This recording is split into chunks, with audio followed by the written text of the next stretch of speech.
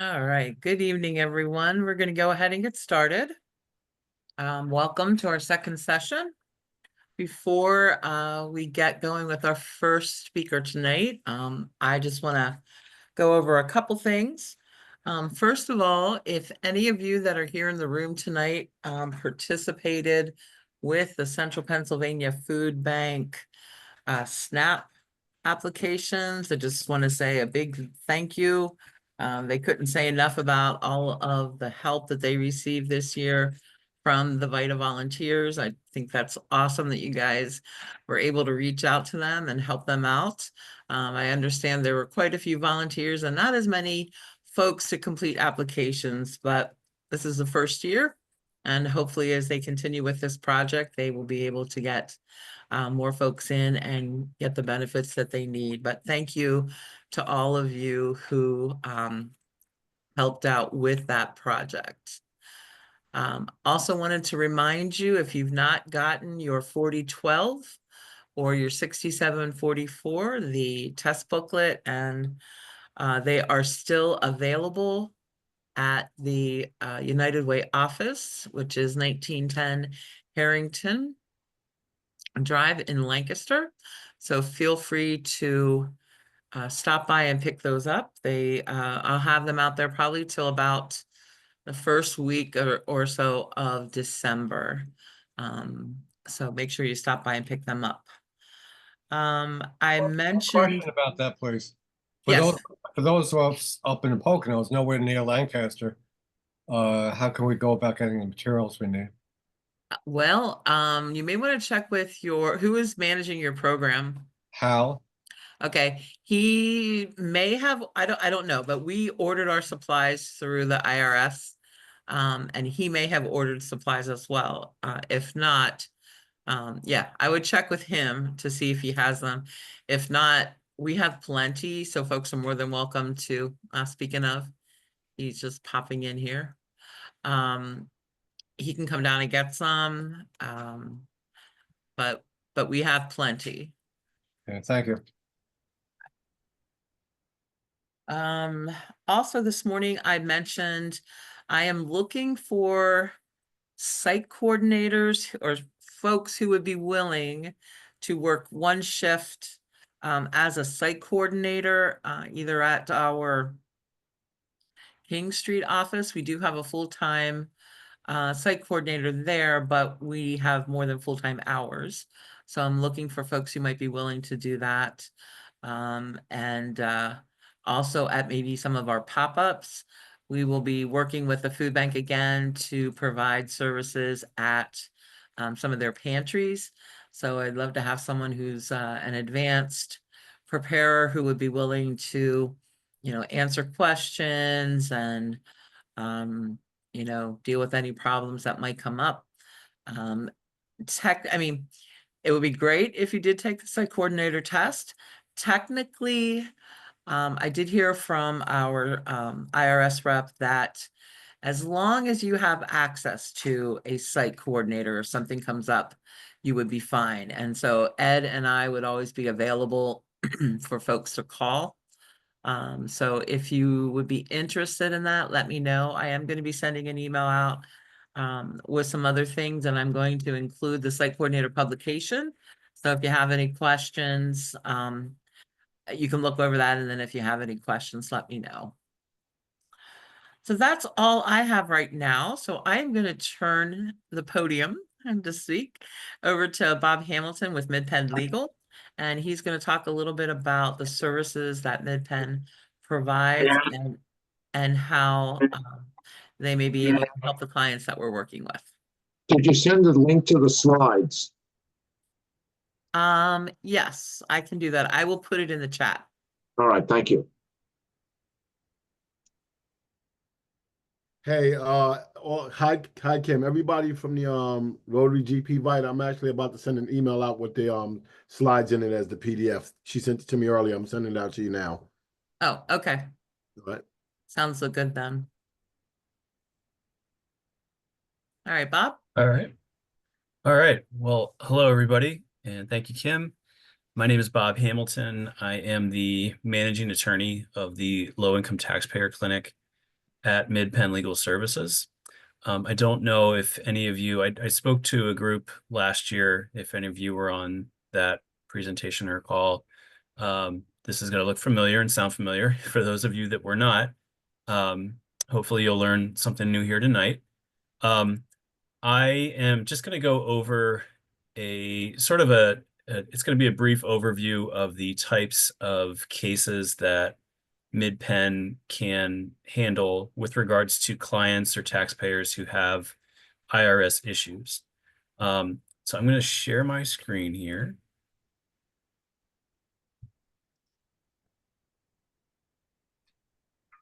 All right. And okay.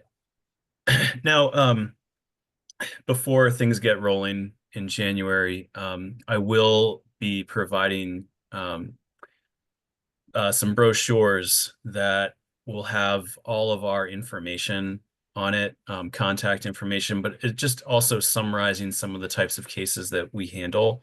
Those can be for your reference, but also to give out to the folks that you're assisting as they start to come in January and February.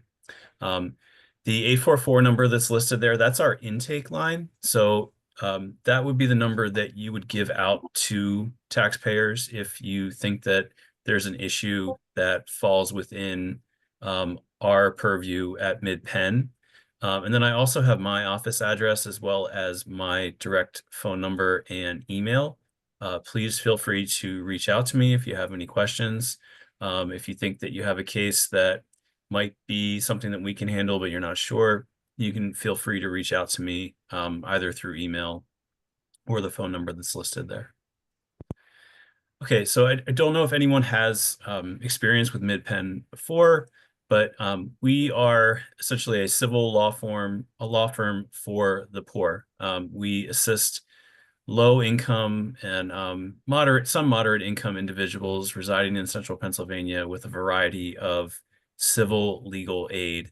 And if they earn a certain amount or below a certain amount each year, we can provide assistance to them for free. Cases involving domestic violence, landlord-tenant issues, bankruptcy, consumer debt, public benefits like Social Security, unemployment compensation, and then my program, which we'll be discussing tonight, is the tax clinic. This is our coverage area. There's 18 counties that's listed there. I can accept cases throughout all 18 of those counties. The majority, of course, come from Lancaster, York, Dauphin, Cumberland counties, but we do extend all the way up to Clearfield and out west to Bedford County as well. So just in general, the types of cases that we can accept, the case has to involve a controversy with the IRS or a dispute. So what falls under a dispute? That would be a situation where essentially a taxpayer has disagreed with a determination that the IRS has made or is prepared to make. But it can also involve people who can't pay their tax bill all at once or upfront as soon as they file. So collection issues, if someone's going under an audit, if someone has been a victim of identity theft, those are the types of cases that we will evaluate and step in and provide free legal assistance to that taxpayer, assuming that they financially qualify. This roadmap is meant to be confusing. I'd like to show it, especially to you guys, because in the top left corner, you can see that the tax filing really starts with the preparation part. So the client gathers their tax documents and they bring them into you. You file, and then it's processed in the processing station. Everything else on that chart, all those other paths and avenues, that's where my clinic steps in and assists taxpayers along the way. So there's lots of different things that can happen after a return is filed. They might get flagged for, their income doesn't match income reported by a third party. They get selected for an audit. They don't pay their bill and they get sent a billing notice and they can't pay it. Maybe they submit documentation as part of their audit and the IRS makes a determination they want to file an appeal. We represent cases all the way up through the United States Tax Court. So we do some amount of litigation. Most of the cases are settled before we actually get to tax court. But I just want to show you this map to get you to understand that there are many different paths that a tax return can take after it's filed.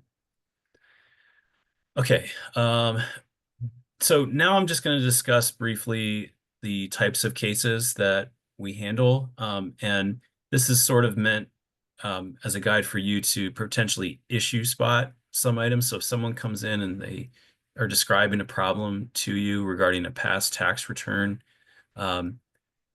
these are the types of things that you might want to look for, or just, you know, if you hear them mention any factors that might come into play, these are the types of cases that we can assist with. So the first one I'm going to start with is an audit reconsideration. What this is if a person has been audited or sent a correspondence examination notice by the IRS, and the IRS makes a determination that's adverse to the taxpayer's position, you technically can request that the IRS reopen the audit or reconsider the audit. However, in order to get there has to be one of the taxpayer's situation has to fall into one of four things. Number one, perhaps they didn't participate at all in the audit or examination. They didn't send any records. They didn't have any records. Maybe records were held by a third party.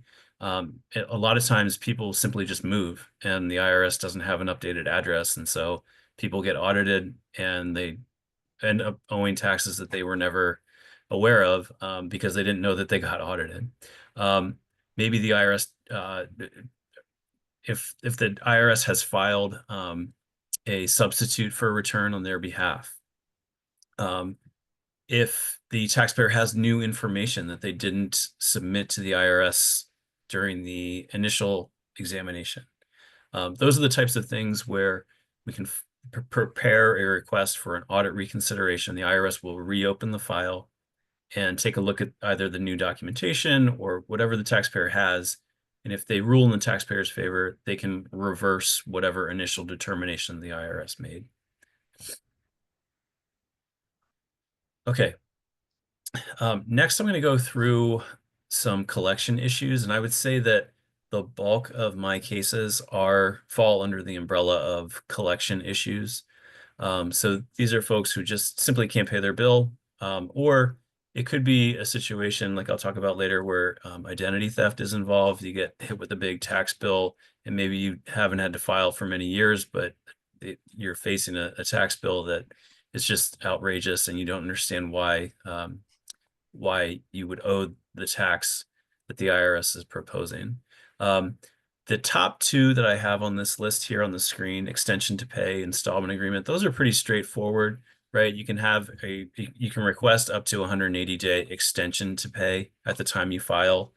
Those are pretty simple to set up. You can set it up, of course, once you file the return. You can also set up installment agreements. And we actually get a fair number of clients who aren't even aware that they can set up an installment agreement for up to 6 years. So those are fairly straightforward. So I'm not going to go into depth about those two, but the remaining ones on that list we'll talk about, and we'll start with currently not collectible status, otherwise referred to as CNC.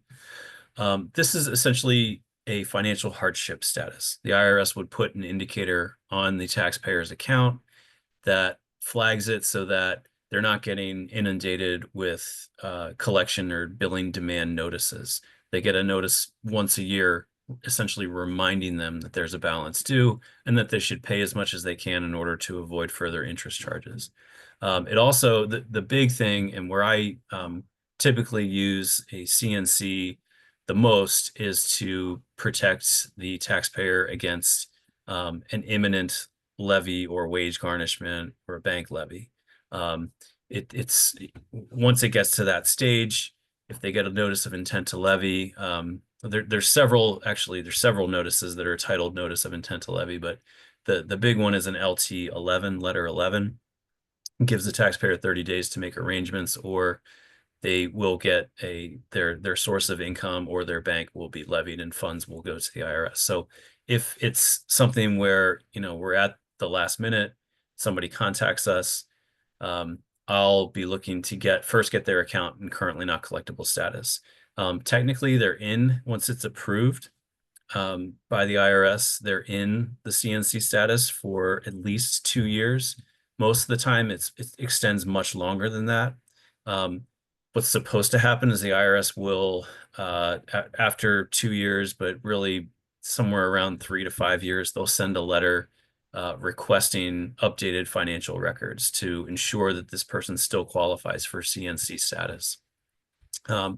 With the CNC status also, there's a 10-year collection period in general. Once the tax return is filed and a balance due assessment is made, the IRS only has 10 years to collect the entire tax that's due.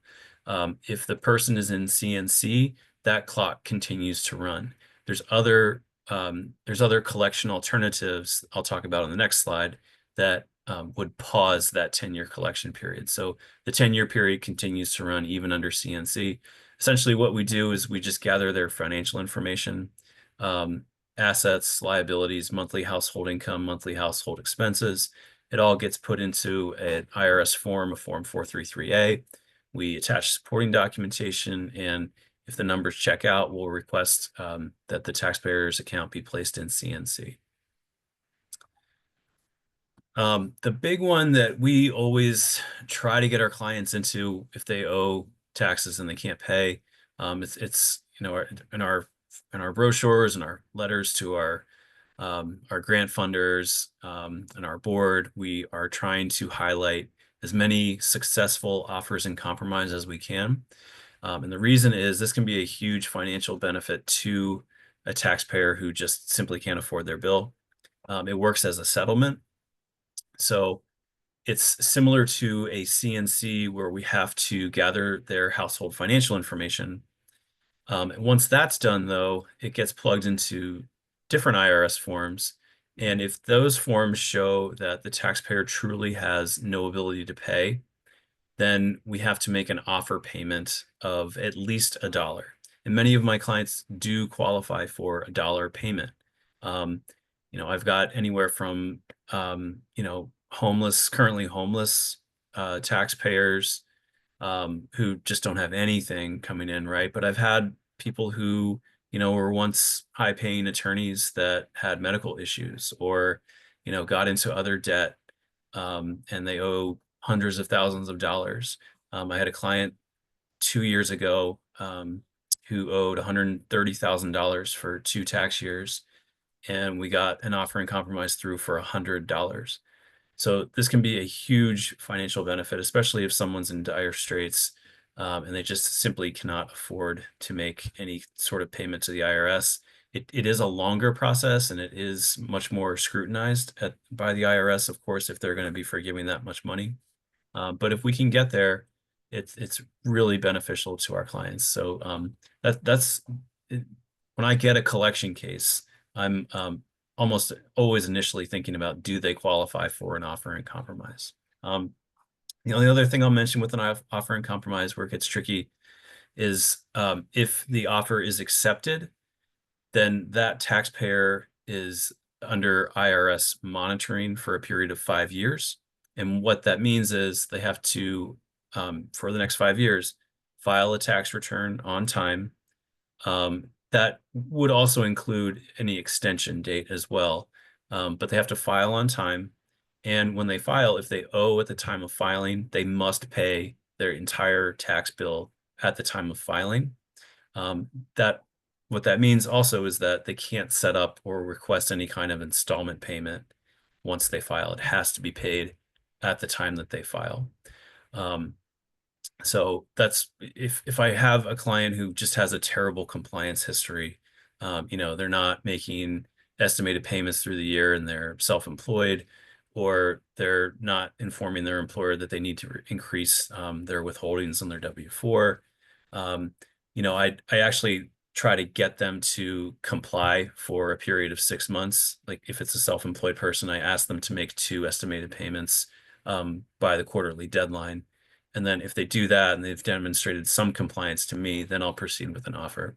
But that's the only thing that they have to worry about once the offer is submitted. Okay, innocent spouse relief. This is where there's a joint tax debt between two married partners or formerly married partners. And what this does is it separates the liability so that only one of those individuals is responsible for the tax debt.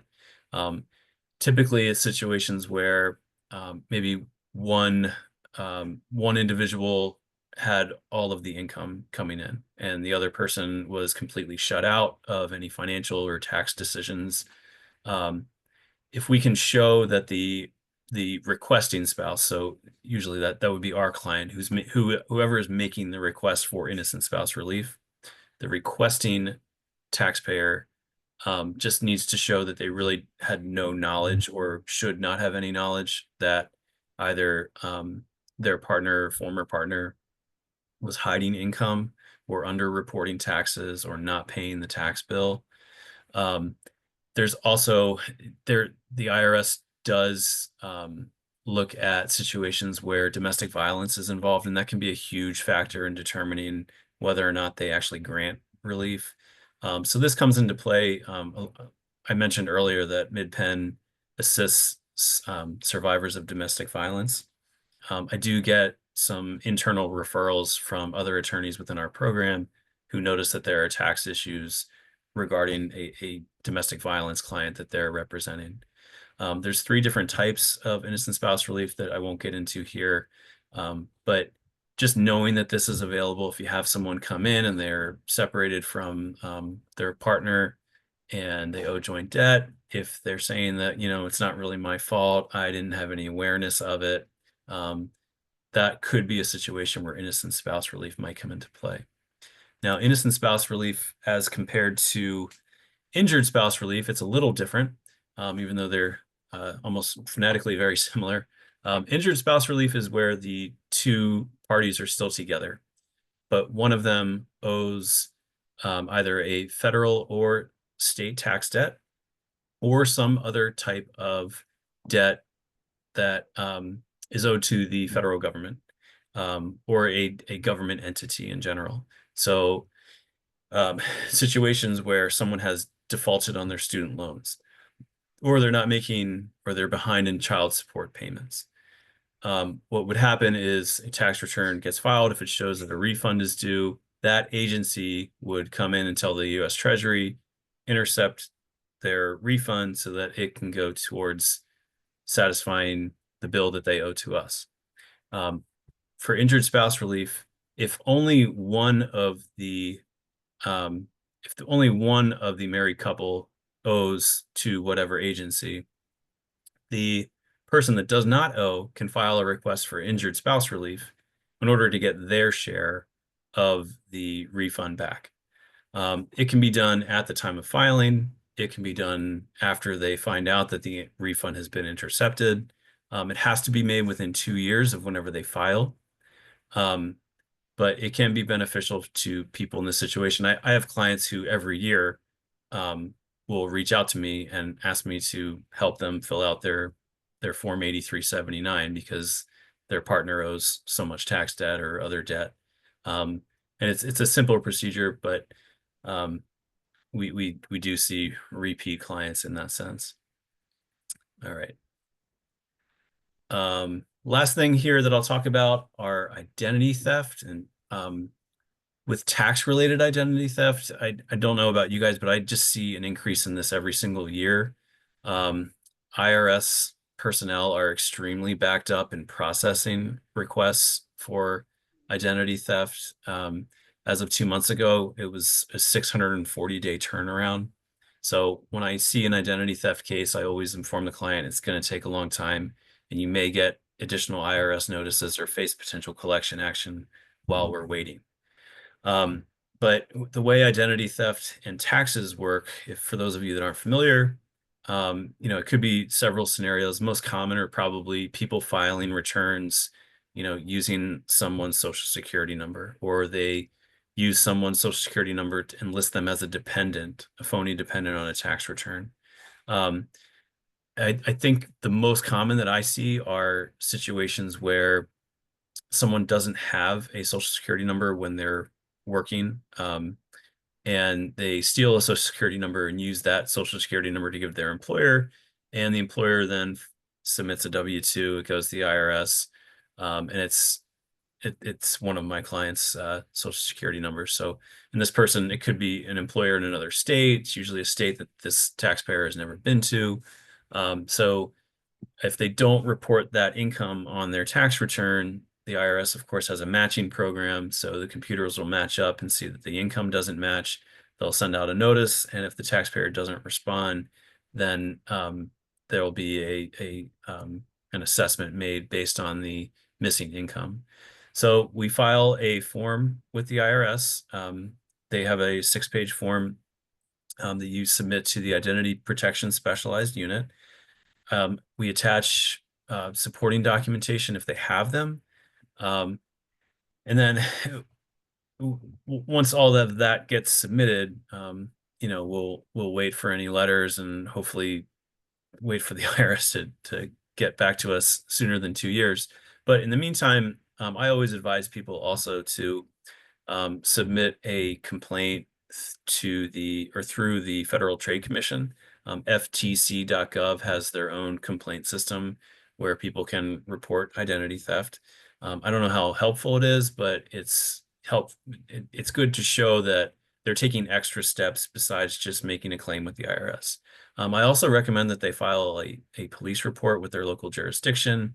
Again, the police aren't likely going to catch the identity thieves, but again, it shows if there ever is an issue with the IRS, you can say, well, we did file a police report to report this matter. And then we always pull their credit report and just check to make sure if there are any other potential identity theft going on with any other like credit card companies or loans and that kind of stuff. So it unfortunately is more common these days, but the IRS does have mechanisms in place to investigate and reverse any potential tax that is owed due to identity theft. Okay, so again, just a brief overview there. I've included, again, my contact information. Again, the top line, the 844 line, that is our intake line. We have a dedicated intake staff person who will screen the call. That's the number you want to give out to folks. And again, that'll be on a brochure that we'll have available to you prior to the tax season. And then my number was listed there too. So any questions I can answer? Yeah, Bob, this is Annette, and I have a question Sure. for you. And I'm trying to figure out when we would refer to you. For Mhm. example, I've seen with Uber drivers who don't keep good records, so all their income is reported. They have not taken out, they have not made estimated payments, and then when their tax return is prepared, they owe a lot of money. Mhm. And they'll look at you and say, I can't afford to pay that. Mhm. Or in the case with somebody who has identity theft, I've seen some cases there, and in that case, we'll prepare the return, but they need to mail it in because Mhm. obviously we can't electronically file it if someone has used their social security number. Right. In those particular cases that I mentioned, would we give them your brochure?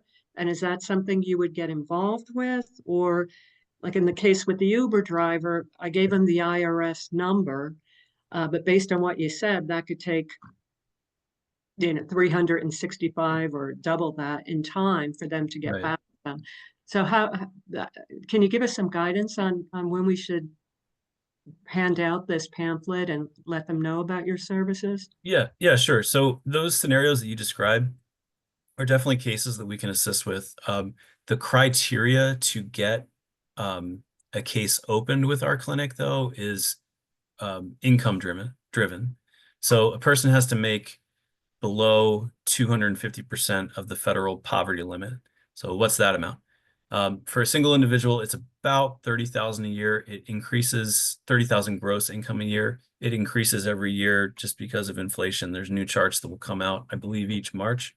But it's generally it's just above 30,000 for a single individual and 50,000 for a married couple. So if the individual you're speaking of has those issues, so long as we can see that their gross income does not exceed that limit, we can open a file and assist them in submitting documentation to the IRS if they want to try to, get credit for some of the expenses for their Uber income, or just figuring out if they qualify for not collectible, offer in compromise, or we just, set them up in a long-term installment plan. So but the income part is the biggest key there to get them in the door for us. And I will say also, even if they make above 250%, there are exceptions that we can take. 10% of my new cases during the year can go above 250. We just have to make some kind of justification on our grant reports at the end of the year. Okay, thank you. And we're not, I mean, we can obviously see the current income that we're reporting on the tax return, but we're not doing anything further to, say it's under 30,000. We could just give your pamphlet and have them contact you. Yeah, our intake staff is trained to go through all of the questions that would determine whether or not they financially qualify. Okay, thank you. Sure. Thank you. I forget. Yes. So I have a question, if you don't mind, Bob. Thank you so much for the information you've given. Is there a similar agency for Northeast Pennsylvania? There is actually. You'll have to check the counties that they represent. What county are you referring to? Monroe and Pike County. Okay, there is I want to say that there are 2 new low-income taxpayer clinics in Northeast PA. One of them is Susquehanna Legal Aid. The acronym is SLAY, SLAAY.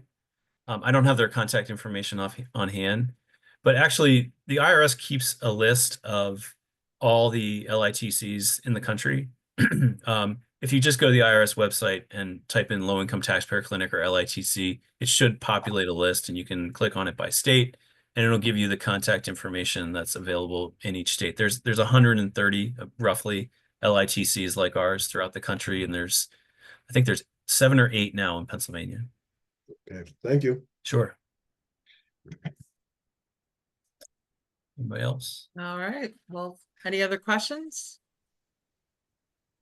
All right. If not, then thank you so much, Bob. I appreciate you coming tonight and this morning. And we will be in touch if we have any cases for you. All right. Looking forward to it. Thanks so much, everybody. Great. Good night. Thank you. Yep. All right. Jared, I did think I saw you pop in. Oh, yep, I'm here. All righty. Well, I Yep. am going to turn it over to you now. Okay, can everyone hear me all right? I've got my kind of massive headset on like I'm directing air traffic control here for the VITA program. So we will go ahead and take a look at our slide set.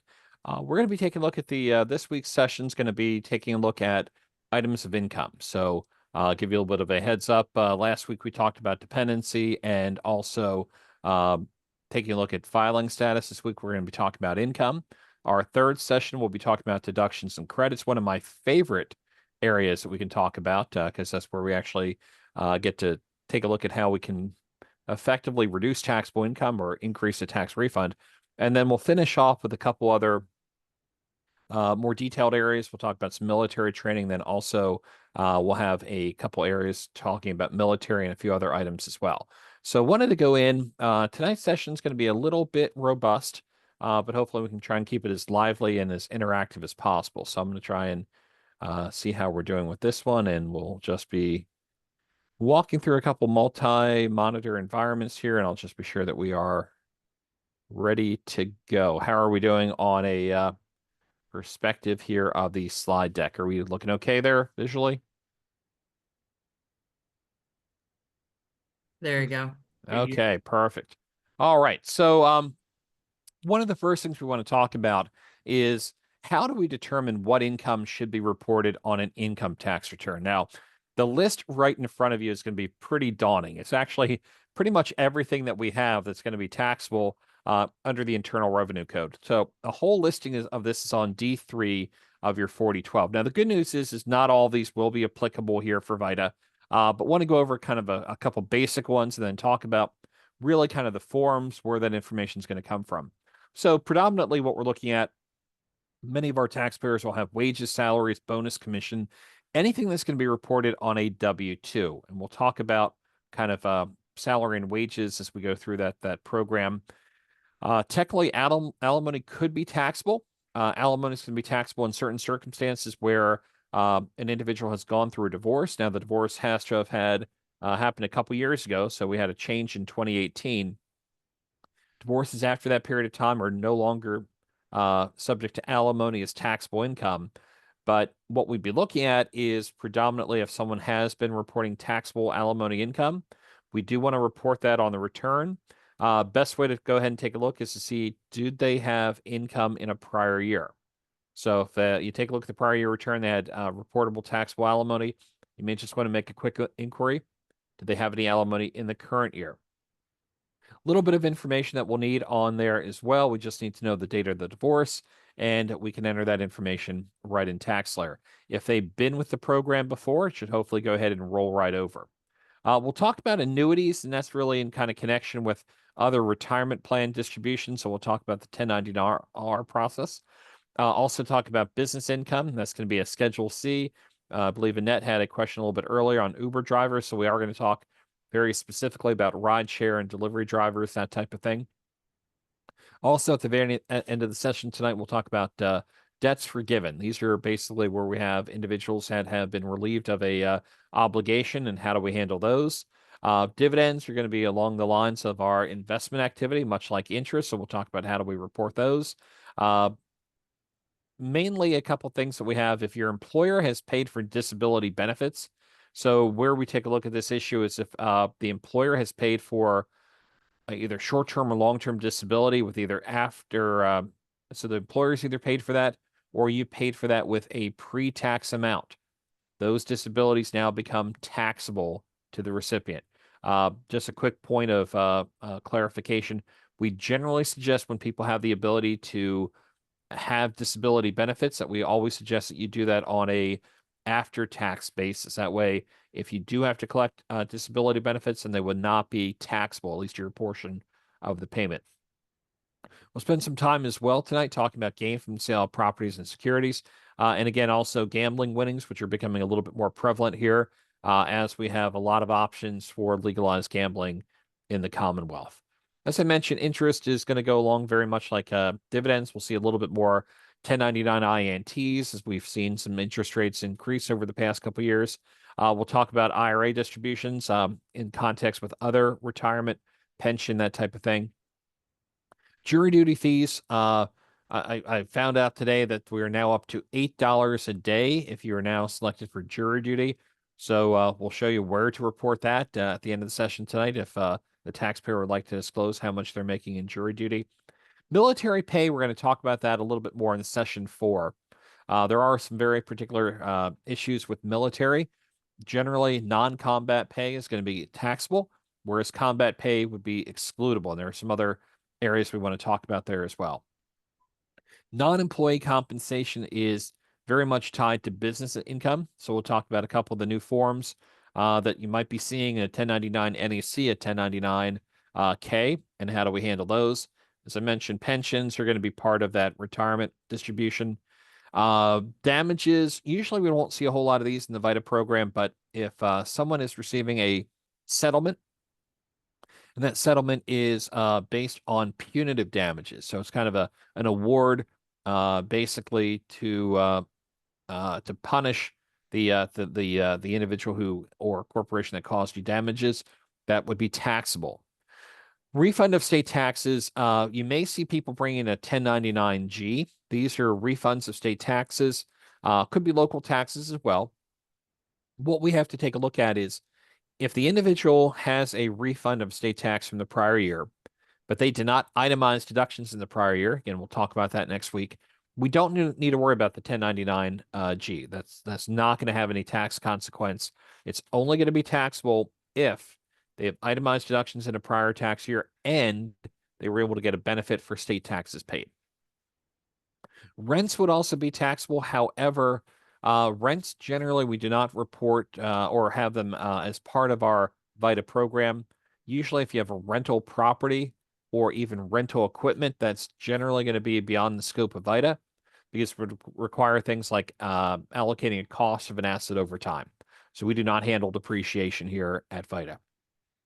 Social Security, a very, very big component of taxability. We'll talk a little bit more about Social Security. We'll talk about how do we enter the information. What's always unique about Social Security is that that can be taxable anywhere from 0% up to 85% of the benefits. And we'll talk a little bit more about that. Along those lines as well, we don't really see a lot of taxable scholarships and grants. Usually, if someone has a taxable scholarship, it may be reported as a W-2 income. So again, we don't really see that all that often, but we do have a spot in case it does arise. Tips and gratuity. If you were paying attention to the political discussions, both candidates were looking to exclude tips and gratuities from income. That is not law yet, so that is going to be taxable here for at least 2024. And then also just want to bold and highlight here unemployment compensation. So unemployment compensation is also going to be taxable. So for federal purposes, if you are paid to not work and you have the ability to work, that is taxable compensation. That's going to be taxable only for federal purposes.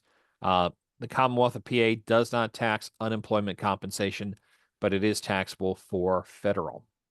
So we have some good news, though. So if we take a look at D4 of your 4012, there's a good amount of activity that's actually non-taxable income. One of the big ones, we kind of take a look at child support.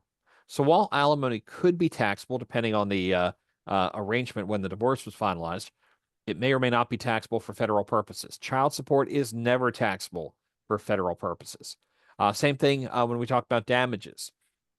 If you're getting an award for punitive damages, that is taxable. But if you have a physical injury, if you're actually getting compensated, if you're having medical bills paid, that's not taxable. Likewise, if you have a federal refund, not taxable as well. Even if you had that in prior years, we don't have to worry about picking that back up as income. You don't get a deduction for the federal taxes paid, so you do not have income when you get a refund of those same federal taxes. The next two are kind of one of our bigger ones we have lots of questions with. The main reason is because people may come into a gift or inheritance and they're not quite sure what to do with it. Oftentimes they may say, the first year that I've been had this issue, I had an inheritance from an aunt, or maybe I got a gift from a family member. How do I report it on the income tax return? So the good news is for a recipient of a gift or a beneficiary of an inheritance, this is not taxable for federal, not taxable for state, not taxable for local purposes. So we do not have a income tax issue with gifts and inheritance. Now, the person making the gift or the estate may have a filing consequence, but that's going to be outside the scope of VITA. I will mention gifts and inheritances again when we get to our estate section, because while they're not going to be subject to income tax, they may have an impact on our state claim for tax forgiveness or even a property tax or rent rebate claim. So we're going to revisit that back again in our fourth session. Insurance proceeds are not taxable as well. So if you're getting a insurance proceed due to damages for property or personal effects, it's replacing something you've already paid. So it's not going to be considered taxable income. Likewise, we may have some investment opportunity, which could include things like municipal bonds or other tax-free securities. Municipal bonds, no matter where they're located, they could be in the Commonwealth of PA, they could be in Oregon, doesn't really matter. For federal purposes, those are going to be tax-free interest. So no tax on municipal bonds. For PA purposes, we'll take a look and determine where those bonds issued, because PA will exclude some, but not all, of municipal bonds. Very much like our injury payment we had before, sickness and injury payments. So if you're getting compensated due to an illness or medical reason, is typically not taxable. Likewise, supplemental security income or SSI, typically not taxable. Benefits you get as a veteran, welfare or food stamps are not taxable. And then lastly, workers' compensation. So I want to differentiate that between unemployment compensation, where you're getting paid for not working even though you're eligible, versus workers' compensation, where typically you're getting payments due to the fact you cannot work due to a medical or injury position. So typically worker compensation is going to be a non-taxable event. All right, how are we doing so far? Any questions on the list? I know the non-taxable income is a little shorter than the taxable, but I want to kind of focus tonight on some of our more common forms of income and how we're going to report that information. So a couple things I just want to mention to us here is that a lot of these documents will be coming from the government or government source type form. So we're going to talk about W-2s. If you see a document that has a 10, a 0, and 2 9s in it, it's going to be pretty important. Because while that's going to be issued from maybe a bank or maybe a third-party administrator for a pension plan, the government also gets a copy of those forms. So the government does a very good job of matching up the documentation that they receive versus what they're expecting on a taxpayer's return. So just want to make sure that when we get a document from a taxpayer, as long as it's for the correct year, and as long as we're a taxpayer on the return, we want to try and find a place to go ahead and put that into our TaxSlayer program. So we'll talk about wage income, we'll talk about interest income, dividends, IRAs, and pensions, and also importantly, Social Security benefits. I have reference here of where these will show up after we're done with the input, where you can find them on the Form 1040 if you want to go back and double check or review your information. In addition, while the government has always talked about tax simplification, for those of you who've been preparing returns for a while, you realize its forms have actually gotten longer. They're not anywhere close to a postcard return that we thought we'd have at some point in time. So we're going to have a lot more lines with the Form 1040, but there's also another part as well. So there's a Schedule 1, which is where we put other activity that doesn't even fit on the front page of a 1040. That includes, like I mentioned, the alimony received that will automatically flow from the input in TaxSlayer. To Part 1, Line 2A, we just, again, need to update the date of divorce. Unemployment compensation will be found on Schedule 1. And then at the very end of the session, I'll talk about some other items of income that'll also be found on Schedule 1 before they come to the front page of the 1040. So I do want to go over just a couple quick examples here for you of how we're going to be taking a look at documents. So one of the things we're going to take a look at here is our ability to review certain forms. Let me see if I can actually get some drawing tools here. The benefit of doing a couple of these things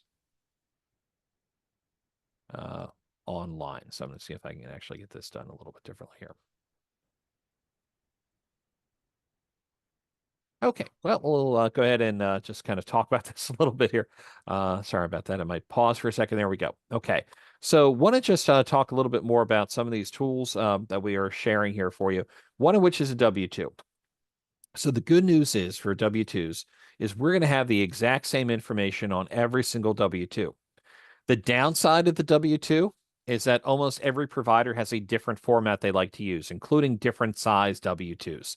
So what we want to show you here is a typical W-2. I want to point out a couple things here, and hopefully I can use my pointing techniques to show what we're going to take a look at is we need to have the employer identification number of the employer. So the good news is that if you had the individual come in last year, we can typically roll that information over to the current year.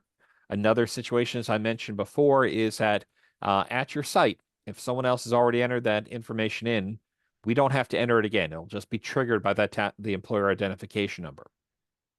But we do want to enter the information exactly as presented. We just want to double check the Social Security number at the top here to make sure, whether that's going to apply to the taxpayer or spouse. There is going to be a checkbox. You can indicate whether it's for the taxpayer or the spouse, which should allow us to populate their information. Very importantly, the box 1 of the W-2 is going to show our taxable wages and other compensation. That's the amount the government's going to be looking for to be showing on the first page of the 1040. Also with that, we'll see our federal income tax withholding. In order to go ahead and have our refund come back, we may get some credits we'll talk about next week, but withholding is also important to make sure that we report the correct amount that has already been withheld from wages. That will help calculate the refund potential for our taxpayer. Now, one thing you'll notice for this W-2, we have the exact same amount in Social Security and Medicare wages, especially as what they are for wages. Now, boxes 1, 3, and 5 do not have to be the same. When you enter into TaxSlayer, it's going to automatically presume that they're going to be the same. So if there's a difference, and there very well could be, you just want to modify that to replicate exactly what the W-2 shows. Now, one of the main reasons we may have that is for purposes of retirement plans. So if an individual voluntarily contributes to a retirement plan at work, 401k, 403b, a 457 plan, could even be other items that reduce taxable income like an HSA, that number is going to be a little bit different. So we want to go ahead and just kind of watch what's happening here and just enter that information. So where we'll get some more information about that, we'll see this coming over here in box 12, which I'll talk about in just a little bit. But we may need to modify boxes 1, 3, and 5 to go ahead and match the W-2. One other area to point out, I did mention tips a little bit earlier. If you have a client who's in the service industry, they may actually have Social Security tips reported on their W-2, which basically means your Social Security wages are going to be a little lower. Doesn't really have much impact because your Social Security is going to be withheld on the entire amount. Social Security and Social Security wages and tips included. One other box I do want to point out is this box 10, which is for dependent care benefits. Next week, when we talk about the child and dependent care credit, we do need to have this information. So this is basically box 10 is going to represent the fact that the taxpayer or spouse had money taken pre-tax from their wages to be used for a dependent care benefit, namely probably going to be daycare or some other type of childcare process. But we do want to account for this when we apply for the credit. Box 12A and B and C and D, and hopefully we don't go beyond that here because we can keep adding them on. These are actually very specific areas that relate to the W-2 and may have some impact on the rest of the tax return. As I mentioned before, you could see a code D. That's going to be a 401k voluntary contribution. A code C. You don't have to memorize these. These are actually all in TaxSlayer. And if you have any questions or concerns, flip the W-2 over. Usually on the back of the W-2, there'll be a whole listing of codes and what they mean. But generally, we want to enter those exactly as shown. Another area we want to update is just this box 13. If we do have an individual who is part of a retirement plan, we want to be sure we check off this box. The main reason for that is how that could impact their ability to maybe participate in a IRA deductible contribution. Again, we'll talk a little bit more about that next week. Box 14 is generally showing other information. We'll talk more specifically how this may relate to itemized deductions or maybe some state impact, but generally this information does not go anywhere else on the return. So really just more for information purposes, so you have a little bit more knowledge of what's on that W-2. I do want to mention it's going to be important to fill out our state and local portion, particularly here in PA. So again, we'll just go ahead and make sure we have the correct state. We'll talk about the employer tax identification number, which may be different from the federal one. And again, our state wages may be different from our federal. Generally, they should be the same as Medicare. Typically, PA is going to follow the same rules for Medicare, but Pennsylvania does not allow deduction for retirement plan contributions. So oftentimes PA wages will be lower. I'm sorry, federal wages will be lower than state taxable wages. So again, just enter the information as you see it on the W-2. That includes state income tax withholding, and your local tax wages, again, should be the same as the state, and then your local taxes withheld. So that's our basic information off our W-2. Any questions coming off the W-2 at all? Jared, I have a quick question. Yeah. Can you hear me? Yep. Go ahead, Barry. Yep. The address, just jog my memory. If the address is not current, do we update the address when we put in the W-2 or do we leave it as is? Yeah, the general rule of thumb for the IRS to match these up is to make sure the address is what's actually reported on the W-2, rather than it's going to default to the address that you put in on the front page of the input sheet. So the general rule is you should change it to what the W-2 states, although that might be, I don't know, Kim, if you want to weigh in on kind of the practice of how that works on a site-by-site location. I think best practices suggest that we actually do have the address as shown on the W-2 for the IRS matching. I don't know if you've heard anything differently from your Yeah, IRS no, that's what we reps. do. Yeah. Okay. Yep, and it may add a little bit more work, particularly if you have someone who had just moved right at the tax deadline or has moved and now they're in 2025 and they're getting their return done. So it could have just a little bit more paperwork to do. But we do recommend having that address to match exactly the W-2. And as we talked about last time, if for some reason the Social Security number is not correct, that maybe it's under a different Social Security number, we should update that as well. So we need to have that match the W-2 as we have it received. Okay, moving on to the 1099 INT. Now you'll notice that a couple of these 1099 forms will have different determinations. Fortunately, the government's pretty good about helping to identify what these are. The 1099 INT is related to interest income. So that'll actually allow you to know how to input that information.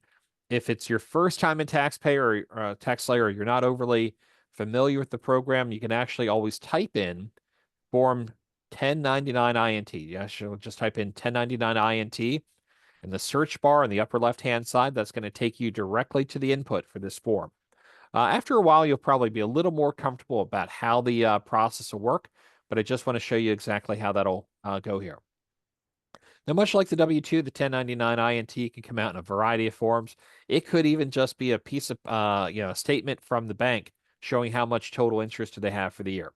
Now, a couple of things we want to point out, obviously, if there's any interest income for box 1, we want to go ahead and report that in the entry session. Also, if there's an early withdrawal penalty, I don't think we've seen many of these. This would be if someone has a timed account, like a long-term certificate of deposit or something else, and they take that money out. If the bank charges a penalty for an early withdrawal and you enter that in box 2, that'll automatically become a deduction on the Form 1040. Another area that we might see is going to be areas coming in here from U.S. savings bonds and treasury obligations. So that's going to be coming in here for if you cash in a savings bond, a Series E, Series H, Series I, you might have the amount showing up here. And looking here, how it looks like your slides don't have the taxable income or the 1099 INT forms. I think maybe, did we get that up in the chat there, Kim, for the slides to download? Okay. If not, we can make sure that you get those, Hal. We'll make sure that you have those Yeah, I'll opportunities send here. them. I'll put them in the chat. Okay, perfect. Much appreciated. All right. So as I was mentioning here on that tax exempt interest, or I should say on that U.S. savings bond, what that allows us to do, that'll be taxable for federal purposes. So that'll actually fall over to taxable income, but will not be taxable for state purposes. So generally, you will probably not see a form where you get both interest and interest on savings bond on the same form. You might be getting that form if you've gone through the U.S. Treasury Direct or some other way to cash in your bonds. They'll issue you a separate 1099 INT. So I mentioned about the tax exempt interest that would be found here in box 8. So just one place you could see if there's any tax exempt interest that we need to report. In a very similar form, it's going to be a 1099 DIV, which is going to stand for dividends. Now, if you have individual securities or individual bank products, you might get one of these forms from each of those issuers. However, if you have a managed account, if you have a financial advisor or a stockbroker, you might get what we call a 1099 consolidated. It's basically all of these 1099 forms in one packet. So that may include our dividends, our interest, our activity for gains and losses. So we may have a number of things all happening at the same time. But all the information is going to be basically the same when we take a look at these codes. So box 1A is going to be our total ordinary dividend. So we need to report that amount. That's the amount that's going to be taxable on the Form 1040. There may be another line here called qualified dividends. That's just 1B. So for this one, what's going to happen is we're going to go ahead and take a look. Enter that exactly as reported. So there may be some dividends that are considered qualified. That's going to be up to the issuer to determine how much that amount is. It's based on how long you've held that security. The great part about qualified dividends is that amount could actually be subject to lower tax rates. So qualified dividends, we'll also talk about long-term capital gains, may have a tax rate as low as 0%. The other tax rates could be 15 or 20%, depending on which tax bracket you're in. In case you're wondering, how do I determine that? You don't need to worry about it. TaxSlayer is automatically going to apply the correct rate when they do the tax calculation. It may look odd if it's your first time doing a return with dividends and capital gains. You may see taxable income, but no tax. You may think TaxSlayer must be wrong. They may not be wrong. And we are going to double check that at the beginning of the season, but toward the end, we're pretty comfortable they know what they're doing. So you may have qualified dividends or long-term capital gains, which means it would have a 0% tax rate potentially. Other areas that we could enter is going to be a total capital gain distribution. That would be in case generally of mutual funds or maybe another distribution that's contained within that fund. Again, that'll be actually reported on a different form. What we're looking here is mainly the input section, making sure that we can input that information correctly.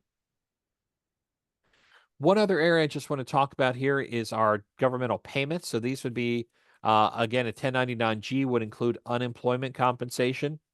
Again, we'll just enter the information exactly as presented once we put that federal identification number in. If someone else has already entered a unemployment compensation, we'll actually have that available to be populating here. So we'll see how that goes. For purposes here, if you've done a 1099-G before, you probably realize that that doesn't look like the correct amount or the address. No, if you're used to 651 Boaz Street in Harrisburg, that's the correct address. This was just an example one for you here. When we take a look at the unemployment compensation, the amount that's taxable is going to be here in box 1. So we are going to have to get that form from the government, again, a 1099 form. So while the state's going to issue it, the IRS is also going to get a copy. When we take a look at this, unemployment may come in the form of a direct deposit. It could go on a loaded debit card, but we have to take a look at what this 1099-G is going to show us. So because unemployment compensation is taxable, hopefully there's an amount in box 4, which is going to show federal income tax withheld. So one of the questions we just have in the chat here is that some of the documents are going to have things like cents in them. And don't know if we put that in here. Well, probably not. But what we're going to take a look at, for example, for the W-2 may have cents in. The question is, how does TaxSlayer handle that? TaxSlayer is going to go ahead and actually round these up and round them down, depending on how that would work. So we could go ahead and take a look and see basically the entry, just enter the information exactly as in there. TaxSlayer will automatically round those. If you don't want to worry about rounding convention, anything 50 cents and above would go to the next dollar. Anything 49 cents and below would just stay where it is. So generally from those aspects, the end result will never show cents. But when you enter the information in TaxSlayer, it should go ahead and modify those for you. Hopefully that answered your question, Rob. Okay. So I want to be sure I was addressing those as well. Okay, so that gets us through our government payments, as we mentioned, because this is taxable for federal purposes. Hopefully that we had federal income tax withheld. Usually that's an option for the recipient to determine whether or not they want taxes withheld on their unemployment compensation. So that would hopefully allow us to see, did they have it done? And we can enter that in, again, exactly as shown. Generally, for unemployment, you're only going to see things in box 1 and potentially box 4. Oops, sorry about that. Let's go ahead and take a look at another popular form. This is the SSA 1099. Again, you'll see the 1099 series. This is going to be the SSA, meaning it's coming from the Social Security Administration. Now, we don't have this one in glorious color, but usually box 5 is going to be our main area we're going to take a look at. That's usually a salmon color, I believe. And I don't know how you guys are closer to the Northeast. I don't know how close you are to the Crayola factory in Easton, but maybe you have a better sense of color than I do. Typically, it's kind of like an off I just call it salmon. It's kind of like a pinkish color, but that's generally the number we're going to use. Again, when we do a Social Security opportunity here, we just need to identify if it's the taxpayer or the spouse. That's going to be indicated by their name and Social Security number. Usually, we also have to double check is there any type of federal income tax withheld. We don't often see it, although they do have the ability to actually have federal income tax withheld from Social Security. In my experience, most people have their withholding at all coming out of their retirement, not from Social Security, but it is entirely possible for that to have a federal withholding. So we want to take a look at that. In addition, the SSA input will allow you to put in things like your Medicare Part B premiums and your prescription drug premiums. This can be used mainly for purposes of itemized deductions or maybe self-employed health insurance. But what you'll see is that these will actually correspond. So your direct deposit is going to be less than your gross amount or your net benefits. So when we take a look here, we want to just enter the net benefits basically from box 5, and that should put us pretty much in the ability for TaxSlayer to go ahead and do the calculation. As I mentioned, we could have that as low as a 0% taxable for federal purposes, all the way up to 85%, depending on what your other income looks like. Now we're going to get into another area here, which is going to be our position for retirement distribution. So we're going to spend a good amount of time on the 1099-R. And let me just see, it looks like we have a... Yes. So the question, Ernie, coming in, the SSA 1099 will finally be truncated. That was always a big issue we had. The 1099s would generally have the full Social Security number on. We do, as part of our intake process, generally require that the taxpayer, spouse, and dependents bring their Social Security card in. We're going to see whether or not they made the correction. Generally, we're hoping at some point they do take the Social Security number off in full. I'm not quite sure why the government does not want us to do a full Social Security number, but yet they send it out freely in the mail to the last known address here. So we'll go ahead and take a look there to see what that looks like. But generally, as a matter of course, we do have the requirement that we have the individual bring in their Social Security card for themselves, their spouses, and their dependent children. Kim, I don't know if that has changed, if they've been a prior client. Do we do that? It's a matter of course. Sorry, I had to hit audio. What was that again? Oh, for purposes of individuals coming in for what do they need to bring in? Do they still do we still have them bring their Social Security card in each year, even if they're a returning client? We asked them to bring it in. Okay. And if they don't have it, it kind of depends on the site coordinator's discretion. But if we can find it in TaxSlayer, then we're okay with it because it means somebody else had verified it the year before. So Okay. we Perfect. do have a little bit of leniency there. Okay. And the question basically had come up because typically the SSA 1099 actually had the full Social Security numbers on before. At some point, we don't know if the government's actually going to do the correct thing and redact that information, but Yeah. that was always a way to double check. But Yeah. but we'll see. So again, if they're brand new, we want them to bring in their ID and Social Security card. Probably a little discretion if they've been a existing client, or we can pull up their information from before. Okay. So the 1099 R is going to be reporting a number of distributions. So these are typically going to be distributions from a retirement or pension or annuity type of account. So these can either be in contemplation of retirement benefits, they could be an annuity distribution. But I want to point out a couple items that we have here. So again, 1099-R may come in a variety of fashion, but they're all going to have the same information. Box 1 is going to be our gross distribution. That's going to be the total amount coming out of the plan. We may have a different amount showing here in 2A. So 2A is determined what is the taxable amount. You may actually have a position where there's nothing listed in taxable amount, and you may actually see this box, taxable amount not determined, check. We'll talk about what to do in that context. There'll be a couple other things we do want to take a look at. Federal income tax withheld. because retirement distributions will be taxable for federal purposes, and oftentimes people may have had withholding set up. We generally have an expectation we'll see some federal income tax withheld off this form, probably more so than what we see off the Social Security. There'll be a couple other things. You might see an information here in box 5. That might be if there's a difference between the gross and the taxable, that might be the difference we're looking at there. That could be either an employee contribution or prior Roth contribution that would show up there. We'll talk about 9B as well. That one is going to be a position here that we're going to use when we talk about a simplified method. So I will go ahead and mention that in just a little bit. The big thing we want to take a look at is this concept here. Right in box 7, there's going to be a distribution code, and I'll explain what those codes are. This is not a great code. Code 1 is a bad code. I made a mistake earlier and thought, oh, code 1's not bad. I meant code 7 in the morning session. But code 1 is not a great code. We're going to talk about what that means.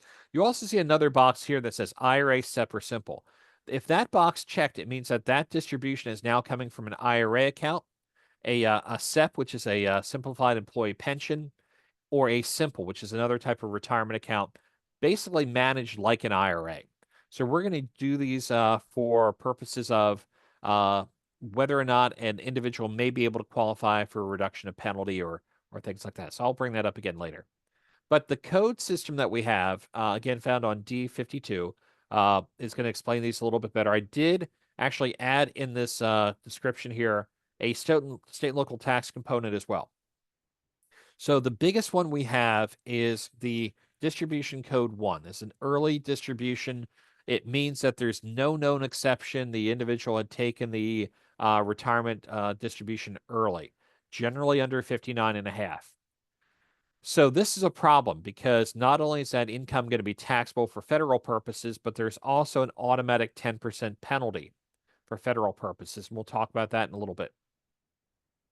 For state purposes, not only is it taxable for federal, but it's also taxable for PA as well. And I'll talk a lot more about that with section 4.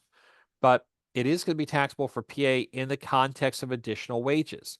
Now, fortunately for PA, because we do not have a deduction for contributions to retirement plans, what that means is that the entire plan will not be taxable. Whatever the taxpayer had contributed to the plan will be recovered as cost recovery first. So not taxable. It's only going to be the earnings on those plans. So again, we'll talk more about that in session 4. Now, for code 2, this also means it's an early distribution, but there is an exception that applies. So generally, a code 2 will go ahead and preclude the penalty from applying. That could be something that they may have had an opportunity to take money out. We'll talk about that a little bit later. Not subject to the penalty for federal purposes, still subject to income tax. And then for PA would also still be subject to taxable income, unless they were actually retiring under a normal retirement age. We may see that may be as low as 55, that an individual can go ahead and retire from certain companies. Depending on the profession, maybe they already have 30 years of service in and can retire at the age of 55. So that would be our position that we would take there. So we'll take a look at the codes. Good part is once you put that information in, TaxSlayer knows what to do with it. There are a couple other codes we'll talk about, death and disability. So what's going to happen in those situations is we are going to have the individual will still be taxed, but it doesn't matter what age they are. Disability is not going to have the 10% penalty. Someone who had inherited a retirement account, while cash is not or stocks is not going to be considered a taxable item from inheritance, you do have to pay taxes on inherited retirement accounts or inherited annuities. So not penalty for a death distribution, but it will be taxable. None of these will be taxable for PA. The only ones we may have an issue with are code 1 and code 2. So I'll talk a little bit more about some of these other codes. So one we'd like to see is code 7. It just means a normal distribution. It means that an individual may be taking out the required minimum distribution. They may be having a withdrawal from a retirement or a pension plan. And question coming in about substantially equal periodic payments. That is not inside the scope of VITA. We're actually not going to do the calculation to determine what amount should be taken out or what amount would be taxable. We would have to defer back to their third-party administrator or their broker for those. But generally, we're going to follow the 1099-R. If there is an issue, if someone says it doesn't look right, we cannot really fix that too much. We generally send that back to the third-party administrator for any correction. There may be times it comes back to us to say they can't fix it. We need to do something else. The next couple codes are going to be lettered codes. So we're actually not going to do the number. These are going to be a direct rollover. These are great opportunities. What this means is we've rolled one plan from one provider directly to another provider. So how do we get to that code 1 in early distribution? Let me go back to that for just a second. Typically, what may happen is we may have a worker who separates from service, that they are going to go ahead and leave the company. They may have money in a retirement account. During their the time that they're leaving, their exit interview, human resources may go ahead and say, here are some options you have with the retirement plan. One, you can leave it with us if your balance is high enough. Okay, so you can certainly leave it with them. Most people choose not to do that. Your second option would be to go ahead and roll that account out to a different plan. So you can actually roll that from your former employer either to a new employer plan or maybe roll that into an IRA. That's a direct rollover. So you'd get a 1099-G. The last option they typically give you is, or you could take it in cash. And if you take it in cash, it's going to be a early distribution. There's going to be no known exception. It's going to be taxable, and there's going to be a penalty. Oftentimes, the employees forget that they told them it's going to be taxable and a penalty is going to exist. But hopefully, we're going to see some withholding because that's going to be a taxable plus a penalty type situation. So one of those areas we just want to watch that code 1 means that we have a little bit of an issue. I know we clarified with Kim today that we have enough room in the budget for VITA to have tissues available at all sites. Hal, that might be something when you and Kim talk about how to get things set up, that we have kind of the good part of the tax return and when things don't go as well. How do we handle those? But we want to take a look at the opportunity here. The codes will help direct us how we want to treat that from a tax perspective. A code G, a direct rollover. We still report the gross amount of distribution, but nothing's taxable. A code H, if we're doing a direct rollover of a Roth account. And I'll talk a little bit more about code Q. That's a qualified distribution from a Roth itself. And then lastly, I just want to mention here, we have a couple codes that have a letter and a number. Even more exciting. We thought we could just work with one. Now we're in a very bizarre area of Sesame Street that we're putting numbers and letters together. What a code 7D represents, it's a regular normal distribution, but the D indicates it's from a non-retirement annuity, meaning that there is a portion of someone's money that's coming back to them. Typically, a way an annuity would work is that you're going to go ahead and invest money into a product. You'll get a series of periodic payments. Part of that payment is your own money coming back to you, which the government cannot tax. That's your own money coming back. But they can tax whatever is earnings on those plans. So not only will the federal government tax that as an earning, but also PA is going to tax that as well as interest income. So we're going to talk a little bit more about how that will work with some of those special codes. So again, as I mentioned, code 7D is going to be a earning on non-retirement annuity. So generally, you're going to have these purchased by a life insurance company or through a broker to get a structured payment plan. So anything on 2A of the 1099-R will also be taxable to PA. That will automatically or should automatically flow to the PA return. Again, we'll make sure that is covered in Chapter 4 or Section 4 as well. Distribution code F, we don't normally see that all that often, but that is a charitable annuity. So what that is an individual who's decided to give money to a charity, whether it's over the lifetime, the charity will get payments, or what we call a charity is going to get a kind of the back end money in that aspect. Again, any distributions, we're pretty much looking at lifetime distributions of that annuity. If there's an amount in 2A, that's also going to be taxable for PA. The Code F should automatically flow to the PA return. Just lastly for this section, as I mentioned, Code 4 is going to be the distribution for a beneficiary of a retirement account. So no early distribution penalty applies, even if they're under 59.5. TaxSlayer knows not to have the 10% penalty and is not taxable for Pennsylvania or local taxes. So just to give you a quick update there. You may notice I had 2 areas in red. So technically they're outside the scope of VITA, but these are fairly common 1099-R codes.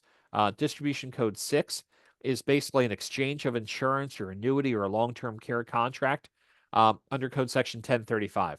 This is a complete tax-free transfer of insurance. So this generally happens if a client goes ahead and they or a taxpayer changes an insurance broker or they change insurance companies. It's not going to be taxable for PA, but it may impact the Schedule SP, which is tax forgiveness, and also have impact to our property tax or rent rebate. Distribution code W, also related to insurance. This is where you're going to use part of your distribution to go ahead and pay for long-term care insurance contracts. So this may be coming out of a life insurance product or annuity that you may use those proceeds to pay for your long-term care insurance. Those amounts are actually going to be tax-free for federal, state, and local. But again, the impact could be for Pennsylvania SP and the PA rent rebate claim.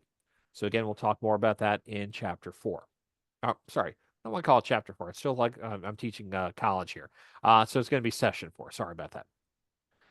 Don't want to think that there's more volumes of text you have to go through to be prepared for VITA. We're going to try and get you all taken care of here with these in just 4 short sessions. Now, when we're talking about these pensions and annuities, generally what we're going to see is that the 1099-R is going to include distributions from your employer-sponsored plan, a 401k, a 403b, or a government 457 plan. Typically, those are going to be taxable in full. So as long as there are no after-tax contribution plan or contributions made, that's going to be fully taxable. And we'll talk about how we can determine if there's any portion of after-tax contribution. Hopefully the answer is no. So typically any amount you're getting from a pension plan, a 401k, 403b will be fully taxable. There are some exceptions here. There is a exclusion for insurance premiums for retired public safety officers or PSOs. On the 4012 on D47, we go through a little bit of a description of how that works. So this allows a retired public safety officer to pay for insurance for health, accident, long-term care insurance premiums. The exclusion from income is going to be the smaller of the amount of premium paid or $3,000. So there's actually a very good system here. If you enter the 1099-R, there's going to be a little checkbox that says click to calculate your taxable amount. It's going to bring up the next screen that you can enter in the amount of premium paid or $3,000, whichever is lower. And the question may be, who is a public safety officer? So the public safety officer is any law enforcement officer, firefighter, a chaplain, member of a rescue squad, or ambulance crew. So pretty broad definition. Most areas we take a look at, the distribution is going to have to go directly from the carrier directly to the insurance company. So it should go directly to the insurance provider. So you usually make that election whenever you start your retirement distributions. Most public safety officers should be aware of what that looks like. They generally will bring in that information with the return, so you know how that's being handled.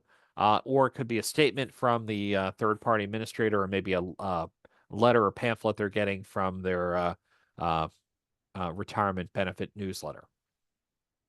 Now, there could be a situation where we have an amount on box 1 that's different from line 2A. So generally what we're going to do is we're going to use the amount on line 2A. If there's nothing in box 2A, TaxSlayer is going to default whatever's in box 1 should automatically be in 2A. Now, that may not always be true, and I'll talk about that a little bit here. But If there's a different amount in 2A than there is in box 1, let's go with the 2A amount. We're going to talk about a couple tests we have about what happens. Mainly, and I was able to clarify that this morning, the main reason I'm going to talk to you about the simplified method is not because we see it a lot in VITA, but because the IRS loves to put this on the exam here for certification. So I'll talk about the simplified method in just a minute. Okay. So what we're going to take a look at here is if there is a taxable amount reported in 2A, we're going to use that amount. We're going to assume that the provider has done the correct amount that's going to automatically carry to line 4B or 5B, depending on whether or not it's an IRA distribution. If there's nothing reported in 2A, what we're going to do, and the tax system is going to presume that the distribution is fully taxable. Whatever's in line 1 shall also be fully taxable. Now, we do want to make an inquiry. We do want to ask the taxpayer, have you made any after-tax contributions to your retirement plan? And hopefully the answer is, what are you asking me? I have no idea. That's great. That's good because it means we should not have any after-tax contributions. Because if we have an after-tax contribution, now the distribution is partly taxable, but the third-party administrator doesn't know what that amount is, which means that that is a very complex calculation. And it's going to be outside the scope for VITA. So if they tell you that they have an after-tax dollar contribution, we cannot prepare the return. That's going to be outside scope. Now, another area we can take a look at, we're seeing a lot more popularity here with Roth IRAs. So Roth IRAs are completely tax-free. The whole distribution, that includes our initial contribution and the earnings. Now, I do want to mention an Roth IRA, you can always take out your contributions without having a tax consequence. But to take out the entire balance, which includes your contributions and your earnings, you have to meet the following rules. The distribution has to be made with 5 years of opening the account. So the account has to be open for at least 5 years after the first contribution. One of the areas we recommend, particularly for younger taxpayers, is get a Roth IRA account started as early as possible. All you need is some earned income in order to get that started. So if you have someone who has a part-time job, maybe they report income from babysitting or something else, go ahead and get a Roth IRA established because that's going to start that 5-year period.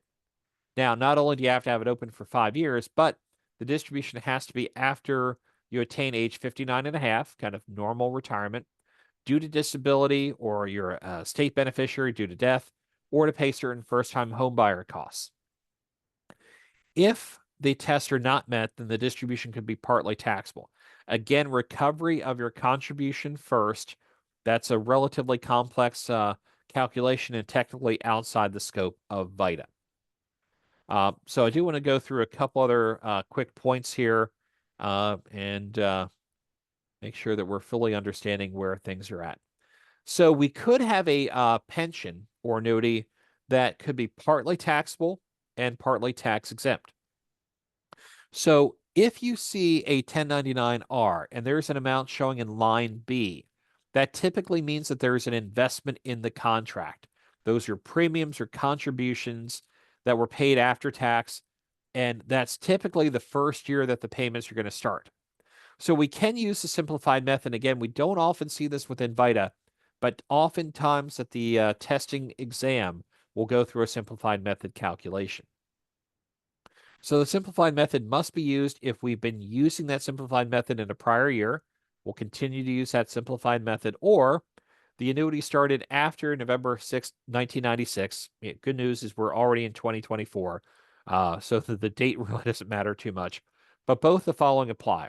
The payments are going to be made from a qualified employee plan, qualified employee annuity, or tax sheltered annuity, 403B.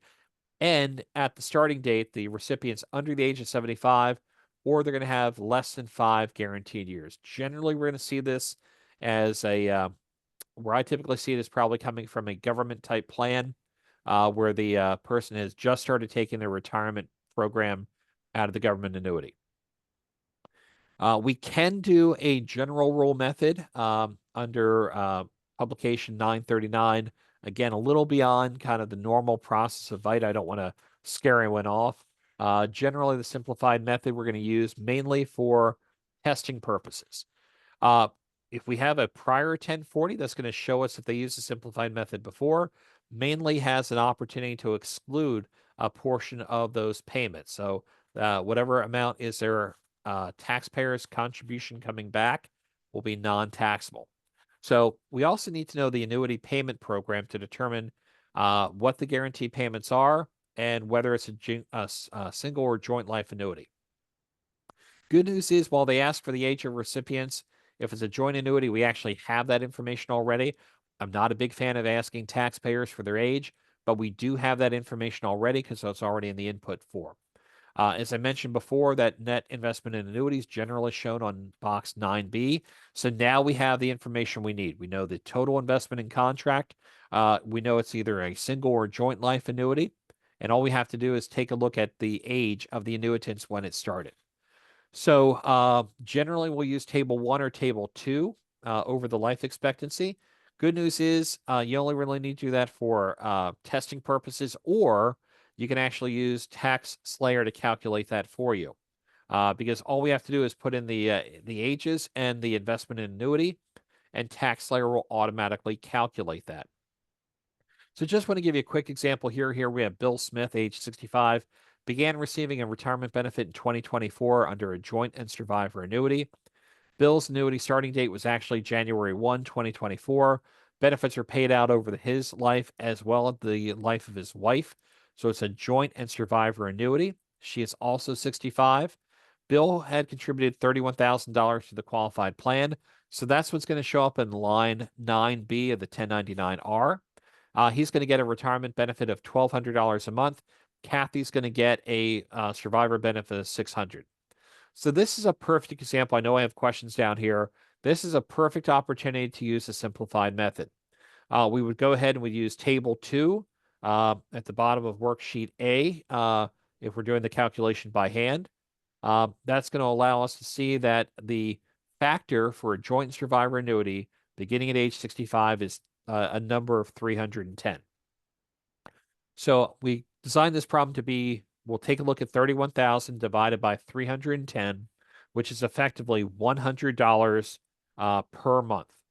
So the system's going to calculate to say $100 of that $1,200 a month Bill's getting will be tax-free. If Bill passes away, $100 of the $600 Kathy's going to get is also tax-free. So just want to give you a quick overview of that simplified method. And hopefully we don't see that all that often in VITA. Again, if we have a unique scenario, feel free to go ahead and make sure we're spending some time and ask some individuals who may have seen that before. Again, the main reason I'm discussing this is for the fact it's probably going to be on your certification exam. So I mentioned a little bit earlier, early distribution from the retirement plan. This is going to be where we have a code 1 in box 7. Oftentimes you'll see total distribution box checked on line 2B. Federal treatment, as I mentioned, is going to be the total distribution is going to be an ordinary income plus a 10% penalty automatically added in. You do not need to do anything else. You do not need to prepare a Form 5329. That's automatically going to happen. For Pennsylvania local, as I mentioned before, they're also going to tax that early distribution. PA will automatically have that amount come over with a box 1 if it knows it's under age 59 and a half. However, we may need to put in any employee contributions. Those are tax-free. Those do come out first. How do we determine what the employee has contributed? Hopefully, we can take a look at their W-2s for the current and maybe prior years. I can use that information off line 12. Code D is going to tell me how much that employee contribution is. So we can certainly go back and help them add those up. Now, another area that we have is we mentioned that the early withdrawal penalty applies if they're under 59 and a half and there's no other exception that applies. Now, I mentioned that there is a code 2. The code 2 means that we actually have a distribution from a retirement plan, but the third-party administrator, the provider of the plan, knows that there is an exception. So the penalty will not apply. So there are a couple things that could be if we're actually taking money from a traditional IRA and converting it to a Roth IRA, that amount of conversion is a taxable event. However, the IRS encourages Roth IRAs, So it's not going to be a early withdrawal penalty. It's still taxable to the taxpayer, but the penalty will not be imposed. We'll see a code 2 on the 1099R, which means the 10% penalty won't apply. Same thing if we have a payment of IRS levies. Same thing if we have the IRA owner or the plan participant dies. The recipient, even if they're under 59.5, will get that without payment, without penalty, I should say. Also, total and permanent disability of the owner, usually at code 3, but sometimes the third-party administrator might not be catching up to that. So we may need to file a Form 5329. One that I kind of skipped over a little bit here is a full or partial indirect rollover. Now, we don't encourage this, but you can actually have your employer plan or an IRA give you the funds, and you have literally 60 days to put those back into a new plan. But it's 60 actual days. It's not 60 working days. You don't get to not count a day because it's a federal holiday or it was Groundhog Day or Arbor Day, and you don't want to count that day. It's literally 60 days. That money has to be put back into another qualified plan. We can do this. TaxSlayer allows you to indicate rollover in TaxSlayer. That's going to basically override the code of a code 1 or a code 7 and allow that to be effectively like a code G. Don't change the code, but just indicate a rollover in TaxSlayer.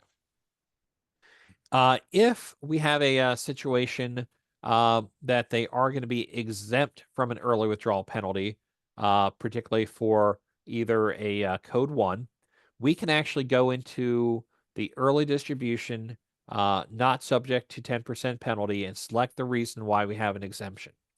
So using the form 5329, that's going to be on our H7. So just want to go ahead and show you how that's going to work. If there is a code 1, box 7, normally 10% penalty will automatically be assessed, but you can fill out a form 5329 to reduce or eliminate that penalty. A couple codes that could apply, code 5 or 05, would only be for exceptional medical costs. This is going to be for unreimbursed medical costs that exceed 7.5% of AGI, a fairly high threshold. So I'll talk about this a little bit more next time when we talk about itemized deduction, but it's a pretty high threshold here for medical costs. It's a pretty significant reason why you're taking a distribution. The next 3, you're going to see that we have highlighted IRA. So this won't apply for 401k, 403b. These are only for IRA distributions. Now, theoretically, you could roll out your 401k to your own IRA and then take a distribution. But code 07 is for health insurance for unemployed individuals. Code 08, and that does include the individual, their spouses, and their dependents. Same thing with the code 08. This is an IRA distribution made for qualified higher education expenses. That includes tuition, fees, books, supplies, required equipment. Sounds good so far. They also add in reasonable room and board. So when we talk about education credits next time, not all these costs will count, but code 08 allows for reasonable room and board to reduce or remove that 10% penalty. Still taxable, but that penalty could be mitigated. Code 09, if you have the purchase of a first home up to $10,000, again, only from IRAs. Oftentimes we'll see the definition in the Internal Revenue Code. Do they always mean what they say? You know, we'll talk about definition of child. You'll see that change over time, particularly next week. But first home does not literally mean your first home. It means your first home in a while. So if you had been renting for a number of years or living somewhere else and you've now bought another home, you could exclude up to $10,000 of cost for that purchase of the first home from penalty only, not from the actual tax. Code 19 would be a couple other items we just added not that long ago, up to $5,000 for the birth or adoption of a child. So again, you can take money out of an account that could be a 401k or IRA. Still going to be taxable, but you can actually reduce or eliminate the penalty if we have a valid code. Oftentimes what I'll do when you see a 1099-R with the code 1 in box 7, as a matter of course, I may just ask the taxpayer, what did you do with those funds?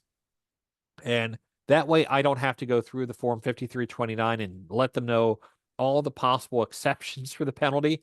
I usually let them tell me why they took the money out. And often the reason may be because my employer said I had to. I said, I'm pretty sure they didn't tell you that you had to.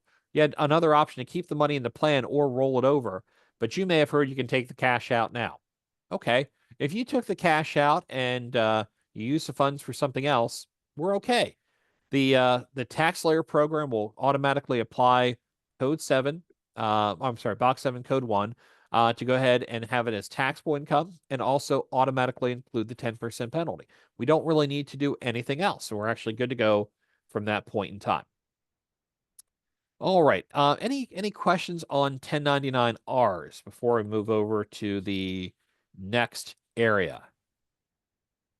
Okay. Oh, I'm sorry. Check and see if we have anything popping up in the chat here.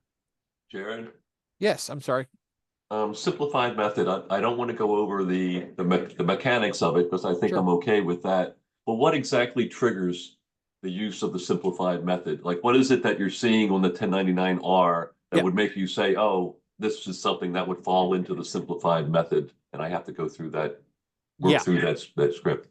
Perfect. Yeah. So generally where I actually see it, and I've had a couple clients that have had this happen, you'll have a 1099R, and in box 2A, they may actually have the word typed in unknown. Or the box says taxable amount not determined, and there's nothing in box 2A. And then you take a look at 9B.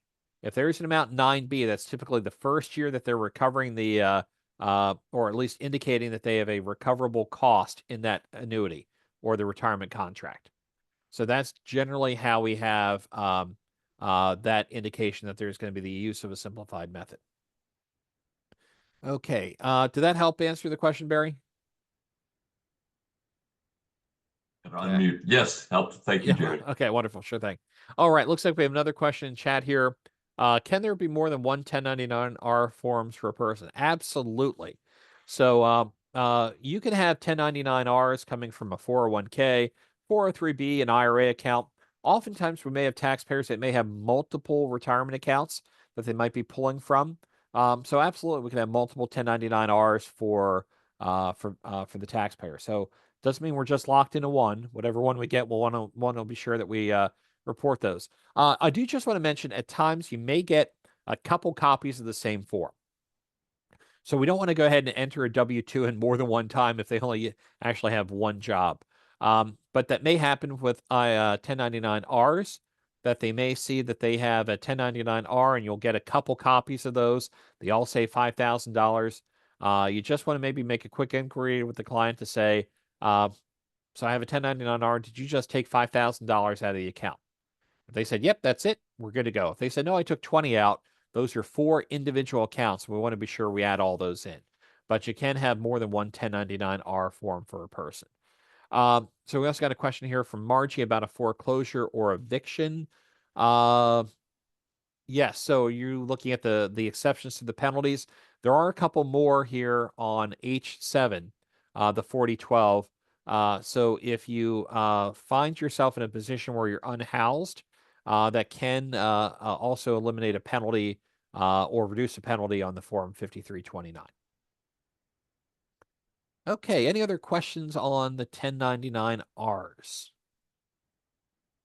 Okay, let's move back to an area that might be a little bit less strenuous. And again, I don't want to scare anyone here. Most times within VITA, the 1099R process is very much straightforward. Generally, it's going to be a code 7. We just enter it exactly as shown. A couple little wrinkles we may have. I talked to our session this morning, and in our entirety of the Lancaster County VITA program, I believe we may have 5 simplified methods per year throughout the entire amount of returns, and there are thousands of returns that we file for the Lancaster United Way. So hopefully you're not getting scared to think you'll do the simplified method or have to do any calculations. We don't really need to worry about that. Here for Social Security and railroad benefits. So where we enter the Social Security benefits, again, federal section income, 1099R, RRB, SSA, Social Security benefits. We can just enter it in there. If you have any taxpayers that have actually railroad retirement benefits, there's 2 different forms they may get. The first one's a tier 1. It's called an RRB 1099. It's a blue form. We enter that information exactly like a Social Security statement. So exactly in the same position that the Social Security statement's in. If they have a green form or 1099 RRB 1099R, that's a tier 2 retirement benefit.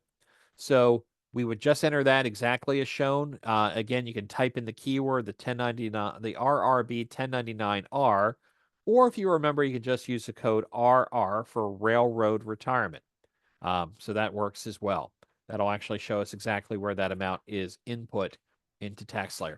Those are fairly straightforward. We just see the information and just go ahead and report that together.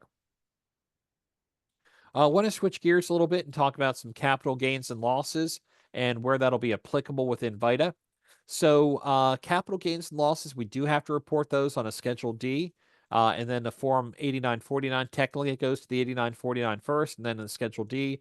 But the good news is for preparing purposes, we just enter the information in the input section.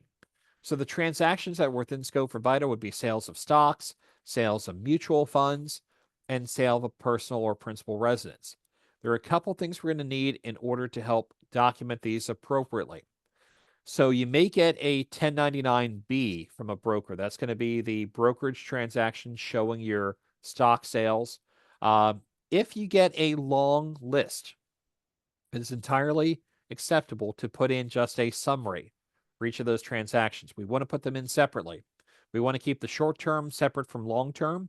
If there's a code, code A being that it's a covered security and basis report to the IRS, we want to have that go in separately from a code B, which should be non-covered security, but basis is still reported to the IRS, and a code C, non-covered security, basis not reported to the IRS. But we can actually add those summary together and just enter it as one item rather than have to go through pages and pages of stock detail. But in order to enter the information, we need to know the sales price. That's generally going to be found on the 1099B. We also hopefully will also have record of the adjusted basis of the asset. So the adjusted basis is effectively what the taxpayer had paid for the asset. Also could include a couple things like any brokerage commission, anything else that relates to the asset. If we do not have a basis for the asset, we cannot create one at VITA. We have to have the taxpayer or the taxpayer's broker give us a number. So oftentimes, if they don't have it, take a look through the documents. You have one of these big brokerage statements. Maybe they have a supplemental schedule in the back. While they're not required to report basis to the government, they may still have a schedule of gains and losses. So look to that first. If not, the taxpayer can go back to their broker and try and discover what their basis is. Or if we absolutely don't have it, the government will allow you a basis number. Unfortunately, that basis number is 0. So probably not correct. We probably had the taxpayer pay something for that asset. So 0 is probably not the right answer. But if we're trying to prepare a return and the gain is relatively low, maybe it's a $10 gain, by all means. I don't think the 0 is going to hurt them too much. And again, if it's long-term, it may have some preferential rates. So again, we want to take a look at whether or not that activity is a short-term or long-term holding period. Short-term is anything up to 1 year. Long-term is anything over 1 year. Long-term capital gains have a preferred rate. Also, when we have sales of property, stocks, and everything else, we can generally offset stock losses with any stock gain. Now, oftentimes we try and do that from a planning perspective to try and balance out a portfolio. But what if we have more losses than we have gains? Well, the government actually allows us to take up to $3,000 per year of losses against other income. Again, TaxSlayer will automatically do this for you. Any amount in excess of $3,000 of losses will carry forward indefinitely over the life of the taxpayer. Actually, I have a client of mine who has over $100,000 of capital losses. So either we need to make sure they live for a very long period of time or can utilize those in a future year if they have capital gains. TaxSlayer will automatically calculate that for you. The only thing we have to take a look at, do we have any capital losses from prior years? So if they do bring a return in, you may want to just ask them to see if we have the opportunity to do the opportunity to go ahead and utilize any of those losses. Okay. I do want to talk a little bit more about the personal residence exclusion as well. But before we get there, I just want to mention that whenever we have a sale, again, coming through on a Form 1099-B for stocks and securities, a Form 1090-S for real estate. If a 1099 is issued to the taxpayer, we need to make sure that that amount is reported on the return. So as I mentioned, for basis is going to be whatever the individual paid for their asset. For stocks and securities, it could be commissions and fees. For a home, it could be any improvements. So that could be whatever they originally paid for their property, their closing costs, their real estate commissions. If they've had any remodeling or renovations done, that would also be included in the cost of the home. Generally, brokers are going to report cost or basis on the Form 1099-B unless they were non-covered. And even so, they may have that information available. Again, we have various codes. You're just going to follow the codes off the 1099-B to make sure that will work. Question coming in about the automatic carryover. Yes, TaxSlayer will carry over any remaining capital loss carry forward to the next year. So if they were a client here with VITA and using TaxSlayer, we don't necessarily need to double check that return. It's only for brand new clients coming in. Did they have a carryover? Or you can ask, most clients technically will probably not have one. It's only ones that we see a lot of transaction with gains and losses, but never hurts to ask, do they have a capital loss carryover? As I mentioned, short term is anything held for 1 year or less. Long term is anything over 1 year. And if the taxpayer has to get basis from the broker, will a new 1099-B be issued?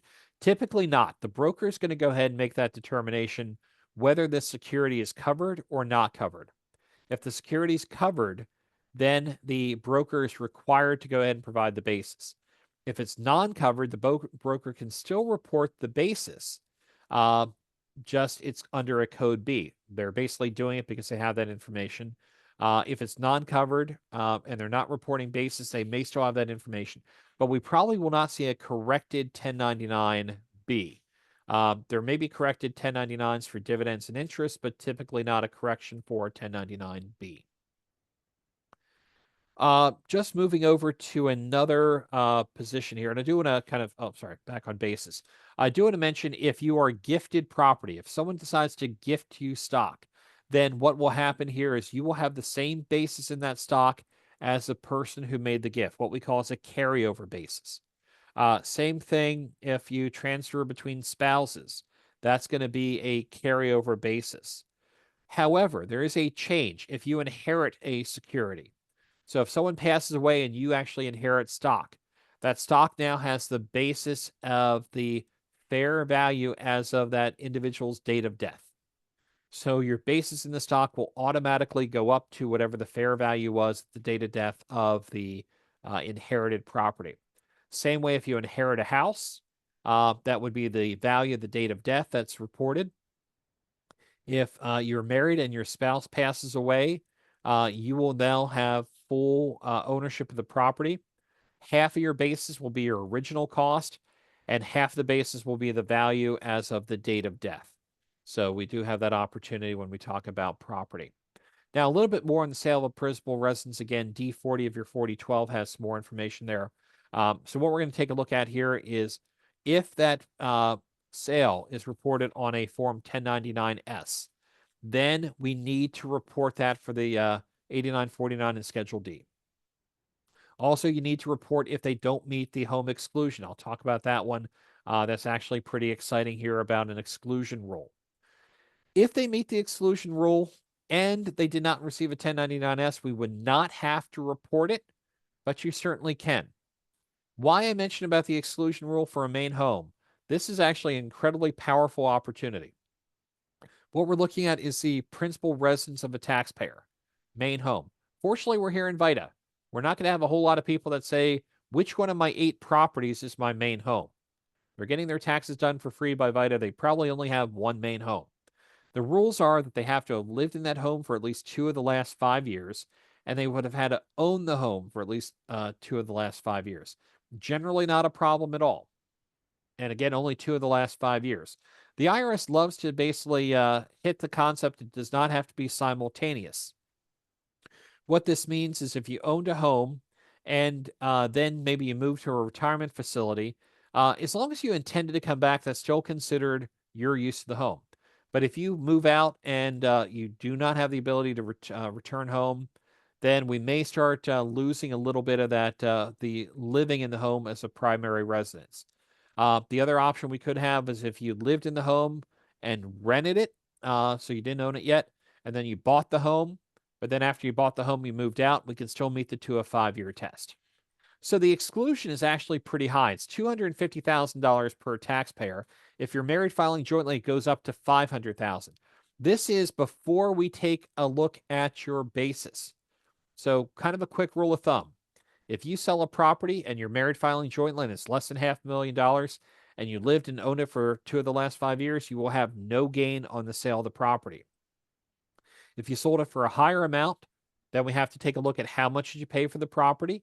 That includes any of your commissions, any of your brokerage costs, any of your renovations you've done can all be added to your basis of the property. So the gain we're taking a look at is the difference between the sale price and your cost basis in the property. So a question came up again about cost basis. What if we don't know what it is? Unfortunately, we have 2 options. We can either have the taxpayer do some research or their broker do research, or we can put 0 amount down for the basis. We unfortunately can't really do much here within VITA to create the basis for them. Now, as I mentioned, the selling price for the main home is going to be the total amount that they get. So if you sell it for $600,000, but you have $30,000 of closing costs and commission, we get to deduct that. So it's only $570,000. We're getting closer to that 500 magic threshold. Then we take a look, do we have at least $70,000 of basis? That's how much do they pay for their home or have additions or improvements? Then we're going to be in good shape. Now for a principal residence, you cannot deduct a loss. Good news is the way real estate market is here around here, we probably are not going to have losses on a residence. But as long as we meet those exclusion rules, we should not have any gain either.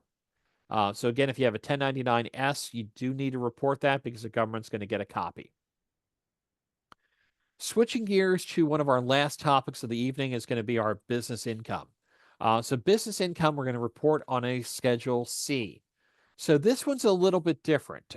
We can actually have taxpayers that are in business. Typically for VITA, what we're looking at are people that might have a side business, a gig economy, a little bit of a side hustle, depending on how you want to call it. There are a couple things that are going to be out of scope for VITA. So while the Schedule C EZ can take up to $25,000 of business expenses, VITA typically will cut that off at $10,000. So we don't want more than $10,000 of business expenses. You cannot have a loss in the business. You cannot have employees. We're not going to run payroll here for free tax services. You also cannot have inventory. So what we mean by inventory is kind of a retail or wholesale establishment where you actually have to calculate how much you bought and how much you have remaining. If you have a business like you're selling things on Etsy, not really the same concept as inventory. We just have to keep track of your supplies. Also, we cannot do farm returns, so no Schedule Fs. Farming activity is relatively complex. We have a number of rules for income recognition, depreciation, so we're not going to handle any of those. So like I mentioned, no depreciation at all for furniture or equipment or other types of assets. We cannot take the home office unless it is a simplified method for the home office, just based on square footage. Also, want to mention self-employed health insurance. We don't deal too much in that. And I see the question, Rob, coming in that says, Pub 4012 says over 35,000 makes a return outside of VITA. I believe you're looking at the expenses for that. That is technically correct, I believe, for the Lancaster VITA program. Kim, correct me. I think we're still looking at greater than 10,000 is the Lancaster County threshold. So while you Yes, can we still haven't do it up to changed that. Okay, perfect. Just want to clarify. So while Pub 4012 allows you to do up to 35,000 for Lancaster County returns, 10,000 is our limit. So we're not looking at someone who has an active business. We're not trying to have someone who is a kind of a full-time business profession here. Okay. Also, a question coming in from Richard here about mutual funds have a Section 199A dividend. also qualifies for a potential tax deduction. You may see on the top of my form here, I have what's called a simplified QBID, qualified business income deduction. This is automatic. You don't actually need to do anything, but the government has currently a 20% deduction for people with positive income from their business. Now, again, we can't have a loss from a Schedule C. So if you do report income for a taxpayer, this will automatically calculate in TaxSlayer, automatically populate the Form 8995. It basically allows for a specific deduction. So we can get that for a Section 199A dividend that'll be reported on the 1099 DIV. For a Schedule C, it's automatically going to calculate. So we're automatically going to have that come through. Now, for business income, we can actually have that income reported in a couple different ways. So again, D22, a little bit more information in your 4012. We could have a taxpayer who just indicates they have cash payment. If you're doing work for an individual, they may not actually have a government form they file. They may not have a 1099 miscellaneous, a 1099 NEC, a 1099K. Oftentimes, if maybe you're doing house cleaning services, the individuals will not have a reporting mechanism. So hopefully the taxpayer is reporting how much they get in cash. If you are going to work for another company, if you're doing cleaning services, maybe for a business, you're doing it after hours, that company will generally issue what's called a 1099 NEC, or non-employee compensation. If the individual is getting a 1099 NEC, we want that to be included and reported. And there's a way we can actually enter the 1099 NEC and then actually transfer that information, or link that, I should say, to the Schedule C so we can enter deductions. So we want to be sure the 1099 NEC is in there, because the IRS does do a very nice job of matching these up. If someone throws a 1099 miscellaneous, that should only really be used for rental income and other income like prizes and awards. But every once in a while, someone has a whole stash of old forms and they may use a 1099 miscellaneous for non-employee compensation. Again, we can use that for income on the Schedule C. So to enter the 1099, we just enter it in TaxSlayer. You can again link that. There is a nice screenshot on the D23 of how to do that. What's relatively new in the past couple of years, these forms 1099K. We may see these issued a little bit more frequently here. They're based on some reduced filing thresholds. It was $600 supposedly for 2023. They bumped that up, fortunately, at the very last minute. Now I believe it's at $5,000 for the filing threshold. Some providers may do that at a lower amount. So that reports payments made, received from payment card transactions. So that can be debit cards, credit cards. If people are using things like a Venmo or a PayPal or maybe Square to sell services or products, if they're over a certain amount, you'll get a Form 1099K. So if they're in business, we're okay. Usually Uber drivers may have the 1099K show up. But there is some more information on D24 and D25. We may be running into situations where people are going to have these issued effectively in error. If people are using things like a Cash App or a Venmo or a PayPal to move money around or reimburse people, or maybe you have a roommate and you're paying the rent, but they're going to pay you by PayPal or Venmo or a Cash App for their share of the rent, that may pop up on a 1099K. That doesn't mean you have business income, but because it's reported on a 1099K, we do want to show that on the return and take a look at D24 and D25 on how to back that out for non-business income. Now, we can enter that information, like I said, of 1099 NEC, a 1099K, or cash, and then we can go ahead and take a look at business expenses. So D28 is going to show the business expenses within scope. Those are pretty much delineated. That's going to be advertising costs. It's going to be truck and car expenses based on standard mileage. What we have to have happen is the client needs to keep track of their mileage. So it has to be contemporaneous records. Hopefully it's not rounded to a nice even 12,000. Not a huge fan of numbers that look uneven. That doesn't mean if someone gives you an amount that looks like it's round, we have to change it. Don't change it. But just be aware that round numbers may look like their estimates. So we want to have as best and accurate of information as possible. And just remind clients it's their responsibility to demonstrate these expenses if they're ever audited.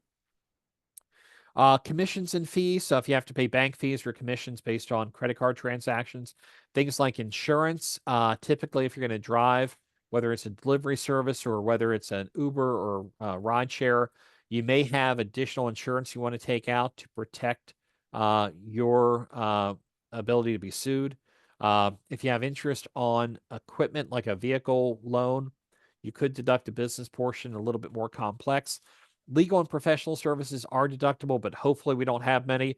If they're coming to get a free tax preparation, hopefully they don't have large legal or professional bills outside. Office expenses, again, not an office and home. There's a simplified method to do that. But office expenses would be things like your printer, ink, your paper, office paper, that type of thing. If you have to rent any machinery or equipment, for example, maybe you do house painting and you have to rent scaffolding, or you have to rent some equipment to do a job, that is deductible. Repairs and maintenance on things that you own are also deductible. Business supplies, we'll talk about that a little bit more in connection with rideshare drivers in just a second. If you have any license fees you have, maybe someone has cuts hair on the side and they have their license from the Commonwealth, that would be deductible. Travel gets a little bit unique here within VITA, but if you have to travel for a client position, that can be deductible. Just bear in mind, it's going to be the taxpayer that has to make that determination. If you're going to go visit family in California for 4 weeks, and while you're there, you decide you may want to help them out by 20 minutes of helping to remodel their property, that's probably not adequate business travel. Try not to deduct that. Meals, if it's a business-related meal, not just that you're working, you get hungry. If it's a business-related meal, you're entertaining a client or potential customer, that can be deductible. TaxSlayer will allow you to do up to 50%. Just put the meals in, it'll automatically do the subject to limitation. One of the big questions we get is utilities. Typically, what we're going to look at here is predominantly cell phone. Does that mean someone can come in and say, I have 6 members of my family on my plan, can I deduct the entire cell phone plan? No, you cannot. When we take a look at utilities, we're basically taking a look at the business use. So if you have a side hustle business, maybe you're a driver, we could probably take your phone, or at least the business use of your phone, as a deduction, but we can't take the 8-year-old who's on your plan as well. It just has to be business related. Also, another area, if you have a home phone, and again, when I teach college, I have to explain what a home phone is to a lot of the people. They don't know that there are phone lines that actually attach to a house. The government considers your first line to your house as a personal line. If you have a secondary line for a fax machine or another business line, that is deductible. So we do just want to take a look at those. Most people probably should have their expenses all together. Again, we don't want to necessarily have them come in with all kinds of receipts. If they're not all together, we can have them come back after they provided a summary for us. Specifically with Uber drivers or rideshare or things along those lines, they're independent contractors for tax purposes. That's been pretty established case law. Again, we have to file a return if they have earnings more than $400, because that's actually our threshold for self-employment tax. Even if they don't have a 1099 NEC or 1099K, if they only made $200, we're technically supposed to report that as well. Just another little word of caution. The IRS does not like round numbers. That can be a red flag. The other thing the IRS doesn't really like is high income from cash basis taxpayers with no expenses. We shouldn't really have that coming into VITA, but the IRS has had issues in the past where people have tried to enhance their earned income credit. You understand what the earned income credit is, hopefully more next week. It means you have to have earned income. Either you have to have wage income or self-employment income. So the IRS has seen situations where people have falsified that they actually have earned income, report it on their tax return, but they get more money back in a credit than what they owe in tax.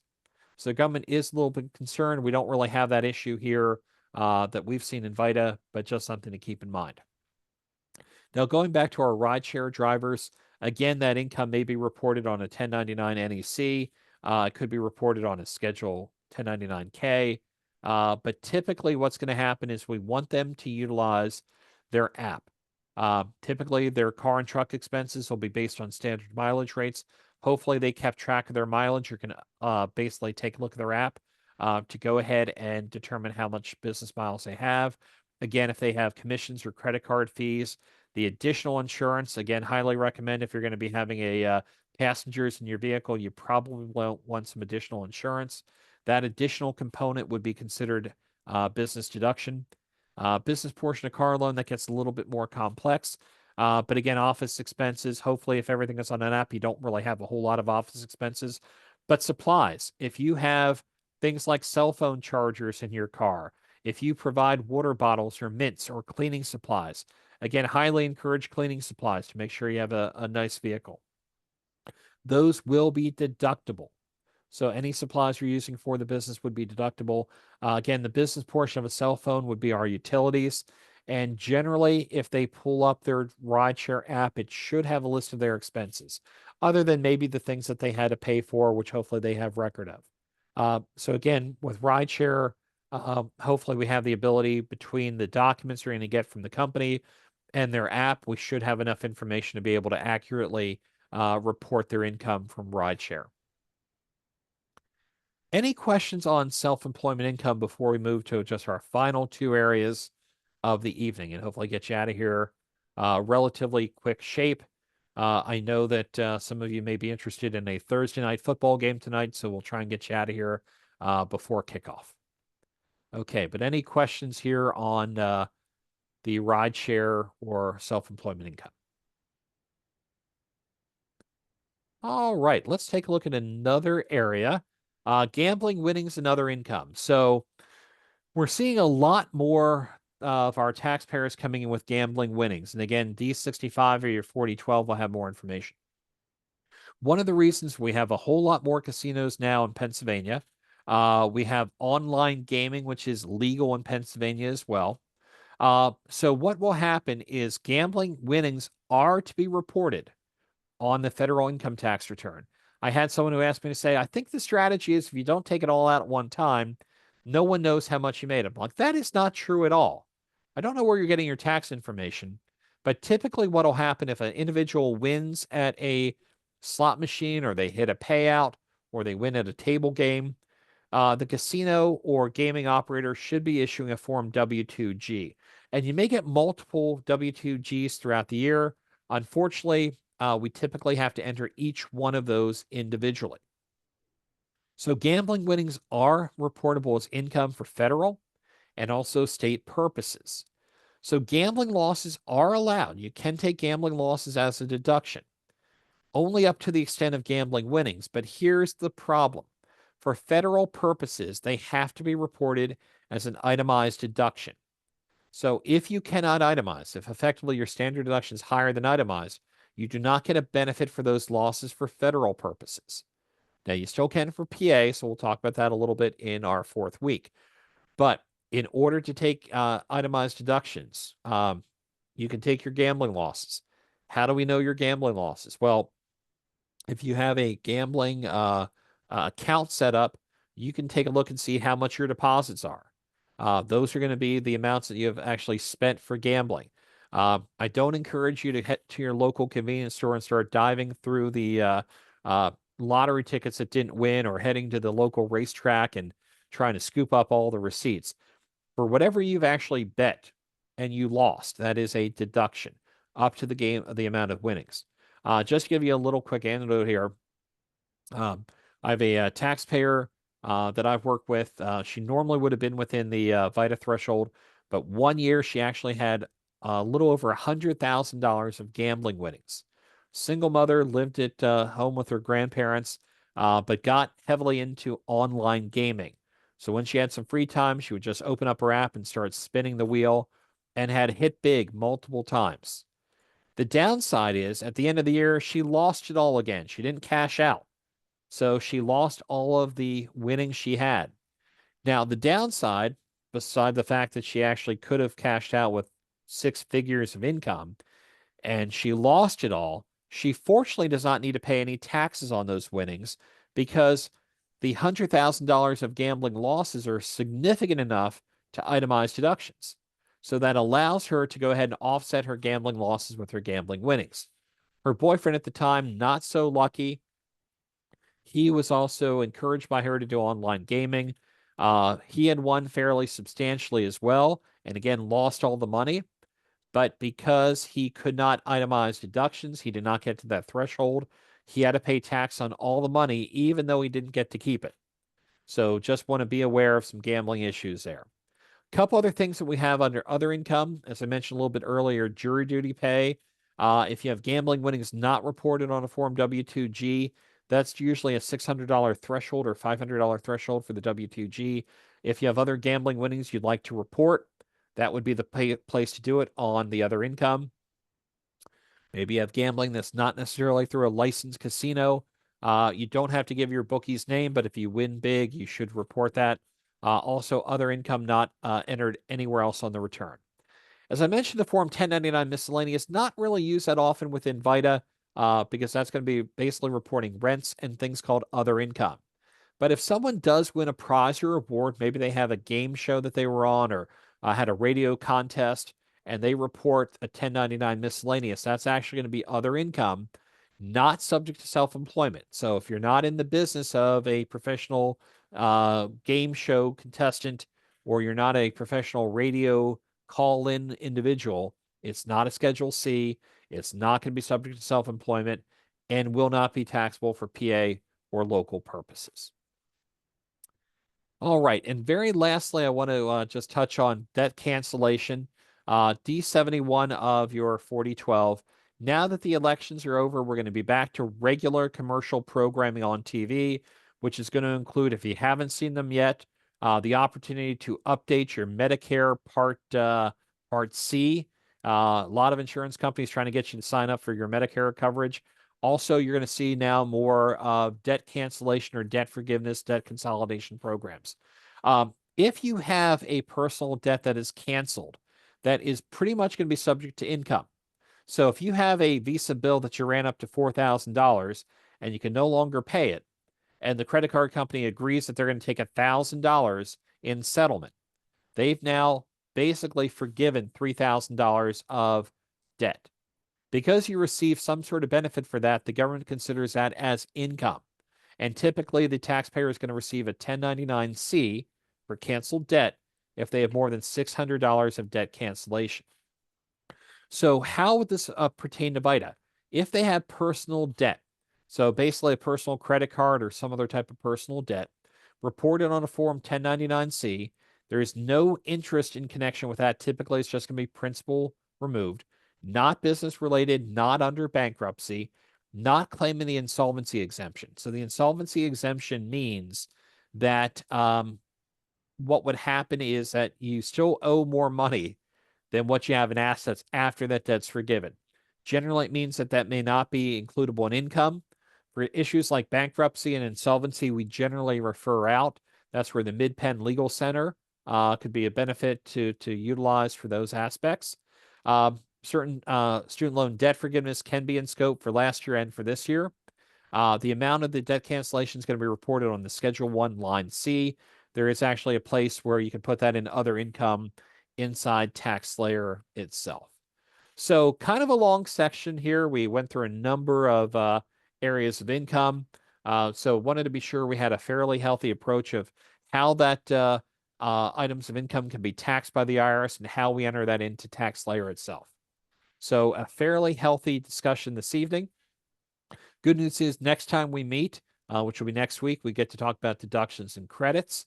But I'm happy to entertain any questions anyone may have on any of the material presented at this point. So any questions anyone has, feel free, go ahead and ask or to send them through chat.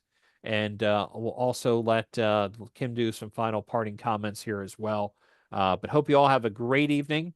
Looking forward to hopefully not chasing any of you away before we get to the fun stuff next week of deductions and credits. So hopefully you're all back again to hear more about how we can increase the opportunity for refunds for our taxpayers.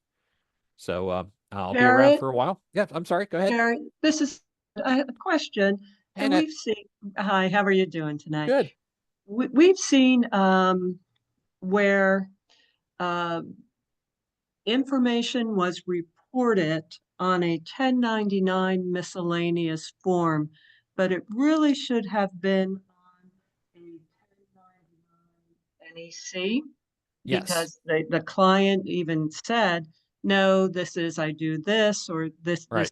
some type of business income. What do we do with that? Right. So typically, and I see this a bit, Annette, as well, because we have a number of issues where sometimes what'll occur is that the individual may be using the wrong form. Maybe they have a lot of 1099 miscellaneous sitting around. They may go ahead and enter that as other income. There is a still box on other income on the 1099 miscellaneous. So if the taxpayer is coming in and say, I got this 1099 miscellaneous, but it's really a 1099 that I've earned in connection with my self-employment, we still want to report that on Schedule C. Because that's going to be related to a business activity, we want to have that reported on Schedule C, not as other income, not subject to self-employment. The other issue, too, they may have expenses related to that. The only way to take the expenses is to actually go ahead in VITA and create a Schedule C to go ahead and deduct those costs. Okay. So if we determine it really is business income, we can enter it as an NEC, even though we Correct. don't have the right form. Okay. Well, yeah. So either, yeah. So I'm not sure if we want to enter it in as an NEC, but you can also enter it as income on the Schedule C input.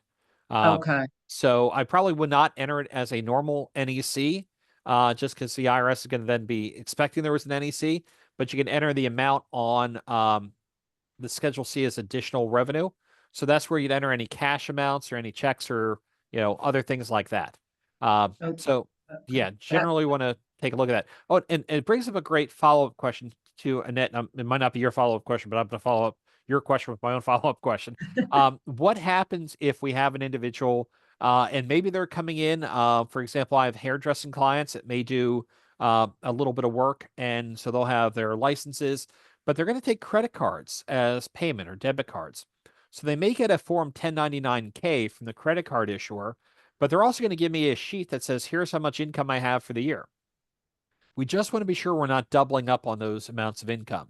So if they have earned, say, $20,000 from their hair salon, but they have $12,000 paid with credit card, I don't want to take their $12,000 plus $20,000 unless I confirm with them that they had $32,000 of income. They said, no, I only got 20,000. Then we just want to be sure we're reporting the correct amount. So 12,000 would be shown effectively for that 1099-K, or in your case, the 1099 NEC. So we just want to be sure that we're double checking the records. All right. Thank you. Yeah, absolutely. And did see we have another question come in on the chat here about online gaming programs. Do they wait till the end of the year and give you a W-2G that shows winnings and losses for the year, or do they actually show the W-2G actually generally is created every time that they hit that threshold? So it would be great if they just give us one W-2G at the end of the year, but typically you'll find a couple of those. Those are generally going to be found in their app. A lot of them do them electronically, but usually we can go into their account and determine the amount of winnings and also their contributions. So generally, I want to be sure that we use those areas as well. Okay, so looks like we're caught up in the chat for the time being. But again, I'll be happy to stick around for a little bit here to see if we have any questions that continue to arise. Again, if you have anything that comes up, feel free to email Kim.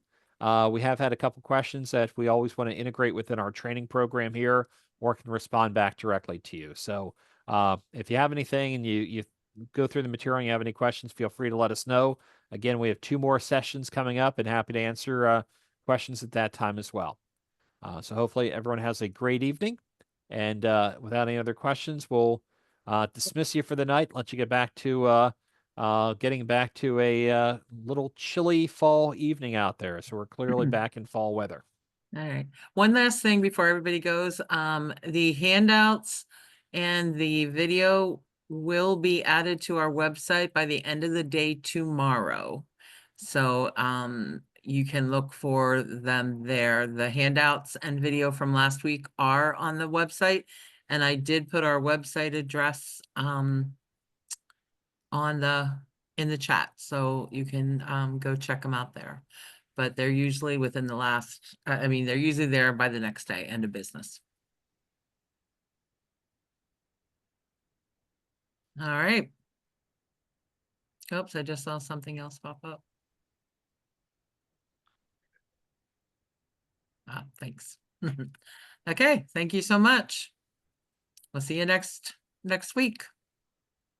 All right, have a great week, everyone. Bye, We'll see you Kim. back for deductions and credits.